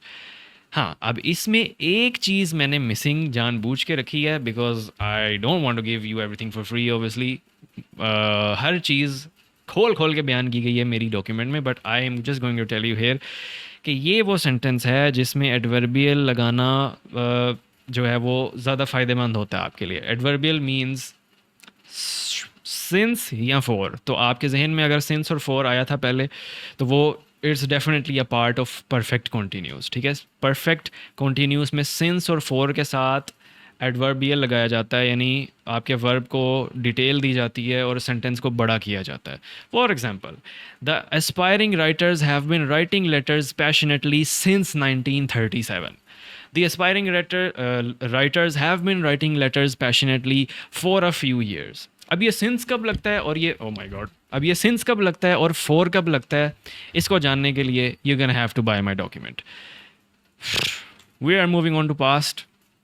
I am just gonna go back here. आप इसकी screenshot ले सकते हैं, you can take notes of for yourself, और इसको भरपूर तरीके से प्रैक्टिस करें, स्टडी करें, और trust me in just 1 to 2 weeks maximum सब टेंसेज आपको याद आ जाएंगे, समझ आ जाएंगे, and it will be very hard to forget. जब आपको समझ आ जाए कि कोई चीज़ क्यों हो रही है, कैसे हो रही है और उसका इफेक्ट क्या हो रहा है, तो उसे भूलना फिर जो है ना वो मुश्किल हो जाता है। अगर आप जस्ट रट्टा मार लें, हाँ सब्जेक्ट वर्ब ऑब्जेक्ट, हाँ वर्ब ये एस सी एस लगना था, तो वो चीज़ें फिर भूल जाती हैं। रट्टा भूलना is a very natural process, लेकिन समझी हुई चीज़ इतनी जल्दी नहीं भूली जाती। So make sure you completely understand this. If you have any questions, please let me know in the comments down below. Other than that, you can buy my document. Moving on, past tense, गुजरा हुआ वक्त। अब जितने भी, I'm just gonna go back one more time, जितने भी आपने यहाँ पे tenses देखे, these are in present। ठीक है, he writes letters, he has written letters। Her sentence का जो एंड हो रहा है वो हो रहा है से। ठीक है, वो लेटर्स लिखता है, ठीक है, वो खतूत लिखता है, वो खतूत लिख रहा है, उसने खतूत लिख लिए हैं, वो खतूत लिखता आ रहा है। ठीक है, सो दिस, क्योंकि प्रेजेंट है तो है की बात हो रही है, but really simple, the really really really simple difference between present and past is था। अब है ख़त्म हो जाएगा। अब हमने हर सेंटेंस को ऐसे लिखना है कि उसका जो मीनिंग है वो आए था से। And I want to show you this picture man, this is amazing, look at this. Past, गुजरा हुआ वक्त, तो रियर व्यू की रियर व्यू मिरर की मैंने वो लगा दी, साइड मिरर की picture. I think that's pretty creative. Anyways, तो अब है की जगह हमने था लगाना है। So let's see what the changes will happen। Indefinite simple, past continuous, past perfect continuous। Let's take a look at the past indefinite tense। पूरे 12 टेंसेस में, listen to this very closely, पूरे 12 इंग्लिश के tenses में वाहिद ऐसा tense जिसमें second form of verb use होती है, past form of verb use होती है, that is the past indefinite tense. कोई एस ई एस नहीं लगता, कोई आई एन जी नहीं लगता, कोई चक्कर नहीं होता, सिर्फ वर्ब आपका सेकंड फॉर्म में चला जाता है। पास्ट का सेंटेंस है तो है में हमने नहीं बोलना, हमने बोलना है था में। तो था में बोलने के लिए किसी भी वर्ब को आप जब सेकंड फॉर्म में लिखते हैं उसका ऑटोमेटिकली मीनिंग होता है था। ठीक है, ही रोट लेटर्स, ठीक है, वो खतूत लिखता था। Simple, easy as hell. ठीक है, सब्जेक्ट आ गया आपका, वर्ब की सेकंड फॉर्म आ गई, साथ ऑब्जेक्ट हो गया। एडवांस करना चाहेंगे तो एडजेक्टिव और एडवर्ब लगा देंगे, that's it. The aspiring writer wrote letters passionately. ठीक है, अगर मैं इसको जो है प्लूरल में कन्वर्ट करना चाहूँ, अगर मैं द एस्पायरिंग राइटर्स लिखूँ तो भी यहाँ पे रोट ही आएगा। ठीक है, चाहे सब्जेक्ट सिंगुलर हो चाहे सब्जेक्ट प्लूरल हो, इस तरह की बातें लिख लिया करें प्लीज़, ताकि आपको भूल ना जाएं। चाहे सब्जेक्ट सिंगुलर हो चाहे सब्जेक्ट प्लूरल हो, सेकंड फॉर्म जो है वो एज इट इज़ आती है, उसमें कोई एस सी एस का इजाफा, कोई मुनाफा कुछ नहीं होता उसमें। ठीक है, तो the aspiring writers wrote letters passionately भी कंप्लीटली ग्रामेटिकली करेक्ट सेंटेंस है। सही हो गया, let's move on. We moving on to continuous. अब इज एम आर का मतलब होता है। ठीक है, इज एम आर जो हमारे हेल्पिंग वर्ब्स हैं उनका मतलब है में कन्वर्ट होता है, तो उसके लिए, उन सब के लिए हम यूज़ करते हैं वॉज या वर, ताकि हमारा मीनिंग था में हो जाए। और verb first form plus I N G remains the absolute same, इसमें कोई चेंज नहीं आता, बस आपके हेल्पिंग वर्ब्स चेंज हो जाते हैं। ठीक है, प्रेजेंट के कंटिन्यूस के साथ और पास्ट के कंटिन्यूस का ज़रा कंपैरिजन आप कर लें। वो था जनाब subject is am are, verb first form object. ये है subject was were, verb first form और object, first form plus I N G object. सब चीज़ें सेम है, सिर्फ इज एम आर की जगह वॉज वर इस्तेमाल हो रहा है। वॉज गुजरा हुआ वक्त, right, we are talking about the past, keep this in mind. तो ही वॉज राइटिंग लेटर्स, वो दैट्स नॉट फॉर मी, वो खतूत लिखता था, सॉरी लिख रहा था। ठीक है, सिंस दिस इज राइटिंग, लिख रहा, वॉज था, ही वॉज राइटिंग लेटर्स, वो खतूत लिख रहा था। एंड यहाँ पे अगेन प्लूरल की एग्जांपल आ रही है, तो वॉज सिंगुलर के साथ आएगा, वर प्लूरल्स के साथ आएगा। The aspiring writers were writing letters passionately. ठीक है, और आई जो है उसके साथ वॉज और वर दोनों आ जाते हैं, दोनों एक्सेप्टेबल हैं, उसमें कोई गलती नहीं होती। तो आप ये भी लिख सकते हैं आई वर राइटिंग लेटर्स पैशनेटली, आप लिख सकते हैं, आप ये भी लिख सकते हैं I was writing letters passionately, दोनों ग्रामेटिकली ठीक हैं, इनमें कोई इशू नहीं होता। बिकॉज आई जो है वो ज़रा कंट्रोवर्शियल है, बट इस एज सच उसमें इशू कोई नहीं होता। But for all the other singulars, ठीक है, ही शी इट, इनके साथ आपने जो है वॉज यूज़ करना है। And all the other plurals, you we they और मल्टीपल लोगों का नाम ले रहे हो जब, तो उसमें वर यूज़ करना आपने, simple as hell. Moving on to past perfect. Again सिर्फ और सिर्फ हेल्पिंग वर्ब चेंज हो रहा है और कोई चेंज नहीं हो रहा। ठीक है, मैंने आपको पहले ही बता दिया था, पास्ट इंडेफिनेट वो वाहिद है जिसमें second form of verb use होनी है, तो अपने आप को कंफ्यूज मत करें। परफेक्ट टेंस में हमेशा बिला Naga third form of verb use होती है। तो सब्जेक्ट आ गया, अब है ख़त्म करना है, था लगाना है, तो था के लिए जो इंग्लिश का वर्ड है परफेक्ट टेंस में वो है हैड। ठीक है, और क्योंकि हैज़, हैव और हैड ये तीनों मॉडिफायर्स हैं, ये क्या करते हैं, वर्ब को थर्ड फॉर्म में कन्वर्ट कर देते हैं, तो वर्ब आपका थर्ड फॉर्म में आ जाएगा और उसके बाद आपका ऑब्जेक्ट आ जाएगा। तो ही हैड रिटन लेटर्स, उसने खतूत लिख लिए थे। ठीक हो गया। Then the aspiring writers had written letters passionately. Super simple, super non complex, कोई ऐसा जिसमें जो है वो परेशान होने वाली, कोई इसमें जो है वो दिक्कत वाली बात नहीं है। अगर आपको ये छोटा मोटा इंटरमिंगलिंग और ये इन अल्फाज करना चाहो, नाचना चाहो, आपको समझ आ जाए, I would argue it's actually really simple. हमने पता नहीं क्यों इतना कॉम्प्लेक्स करके इन्हें पढ़ा था।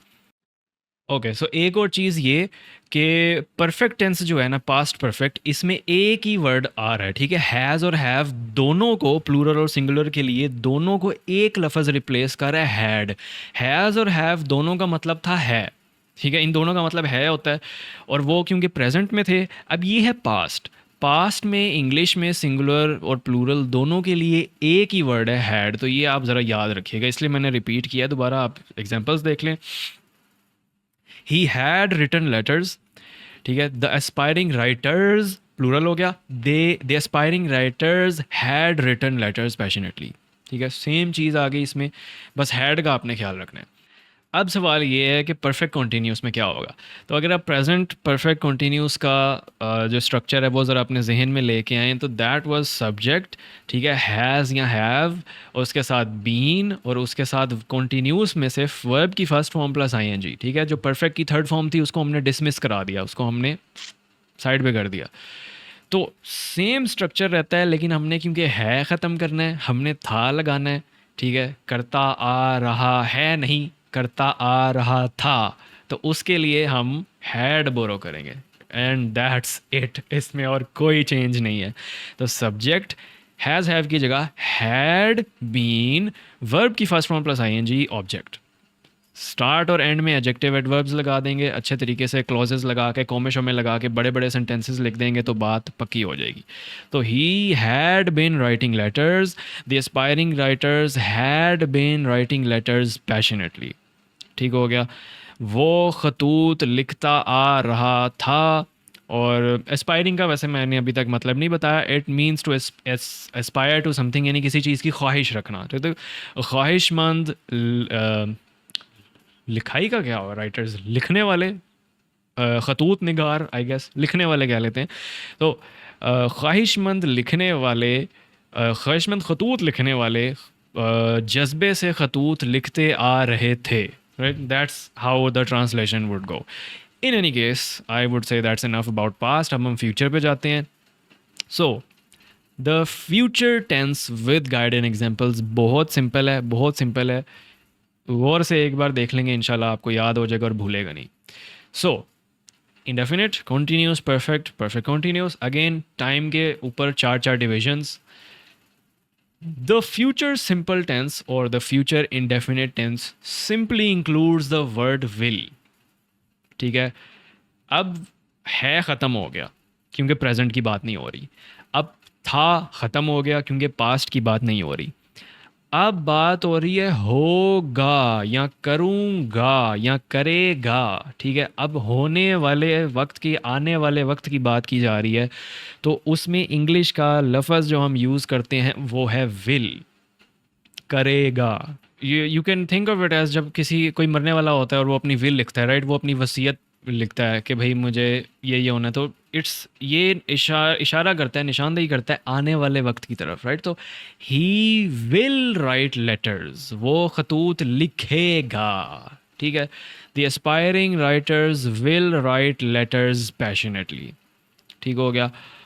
और because will is also a modifier, तो ये क्या करता है कि ये वर्ब को फर्स्ट फॉर्म में ही कन्वर्ट रहने देता है और उसके साथ कोई एडिशन वगैरह नहीं होने देता। ठीक है,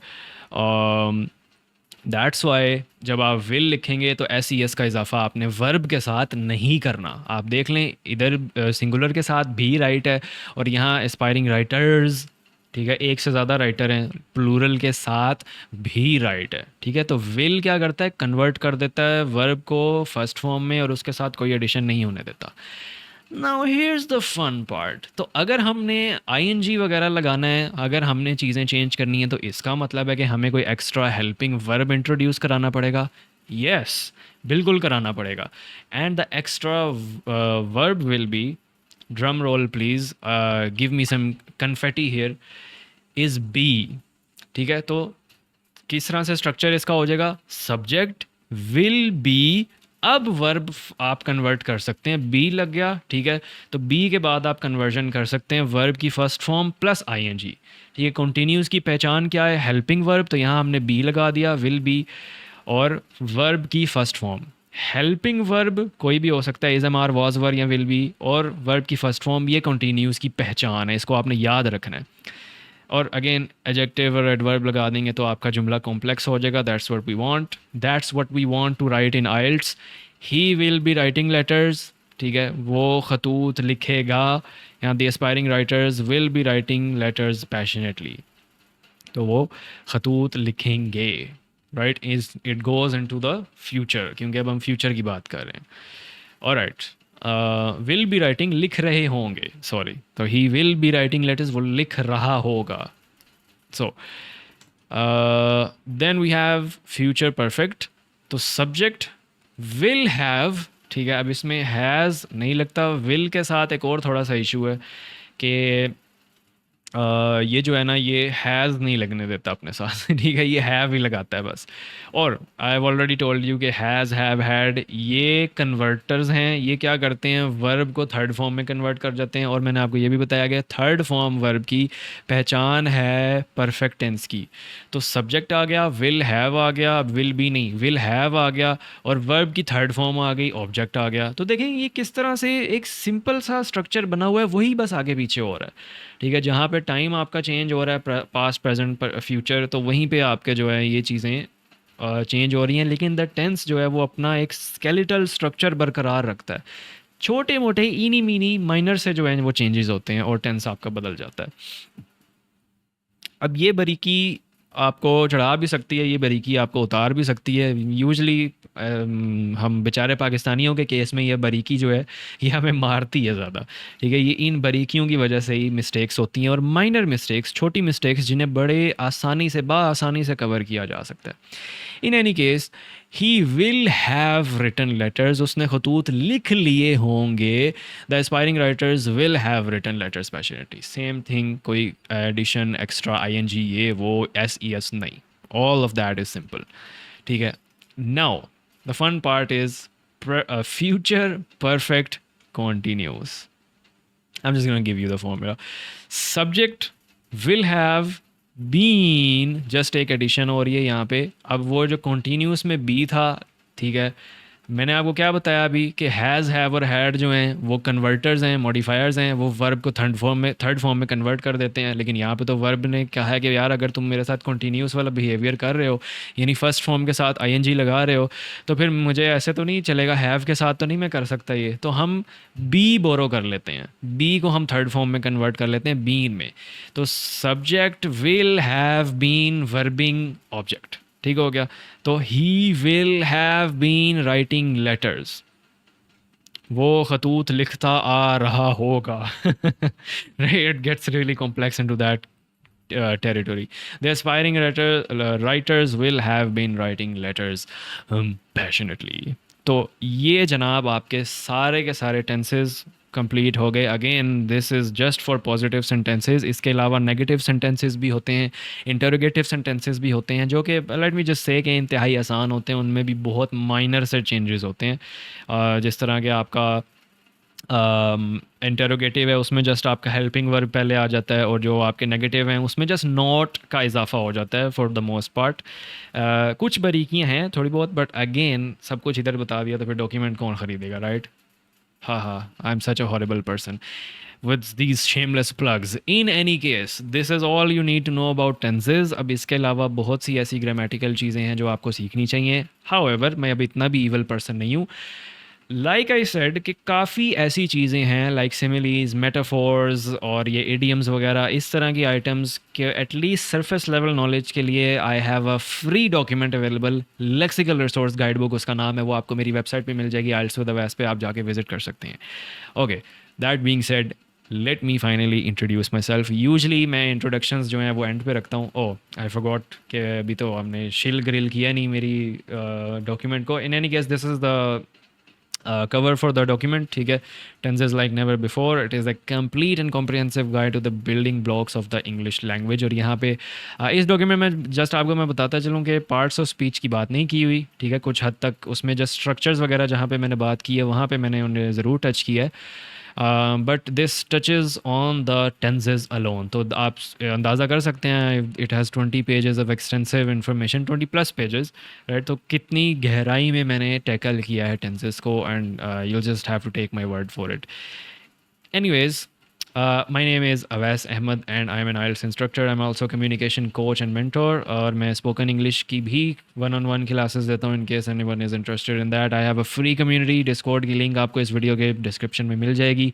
वहाँ आप आएँ, हमारे इवेंट्स होते हैं मंथली और इंशाल्लाह अभी वीकली भी होंगे, तो वो भी आप लोग अटेंड कर सकते हैं। In those you'll have the opportunity to speak English and practice your spoken English. Other than that, I should let you know that I have 8.5 bands in my only one attempt of IELTS, और जब मैंने किया था आज से 1 साल पहले, तो मैंने जस्ट उसकी 20 डेज़ में तैयारी की थी। But let me tell you कि उससे पहले भी मेरे पास क्योंकि इंग्लिश का टीचिंग एक्सपीरियंस था, तो it wasn't really that big of a deal for me. लेकिन क्योंकि अब उसकी इतनी ज़्यादा रिसर्च के बाद और अब इतने ज़्यादा टेकिंग अ होल लॉट कि भाई अब मैंने पाकिस्तान में इंशाल्लाह सबसे बड़ा आइल्स चैनल बनना है। So for that, I have made IELTS with the best. You can visit my website for everything that I have, all my services and all my documents. They are available on my website. And if you like anything, if you like the courses, if you would like to enroll, just let me know. I'm only a comment, a DM, or an email away. And that will be all for your grammar, um, refresher. Thank you so much for watching. अगर आपने यहाँ तक ये video देख ली है तो comments में PP का लफ्ज़ लिख दें, मुझे पता चल जाएगा कि आपने पूरी वीडियो देख ली है। And thank you so much for sticking around. I hope कि आपने कुछ सीखा होगा, और अगर कुछ सीखा तो उसको आगे ज़रूर सिखाएंगे। That's all I have to say. Hopefully, if you like my teaching style, or agar aap you're not already enrolled in a course but you would like to, so hopefully this video would be able to convince you somehow that you should give me a chance. In any case, take care, jazakallah, work hard, and best of luck. Allah Hafiz.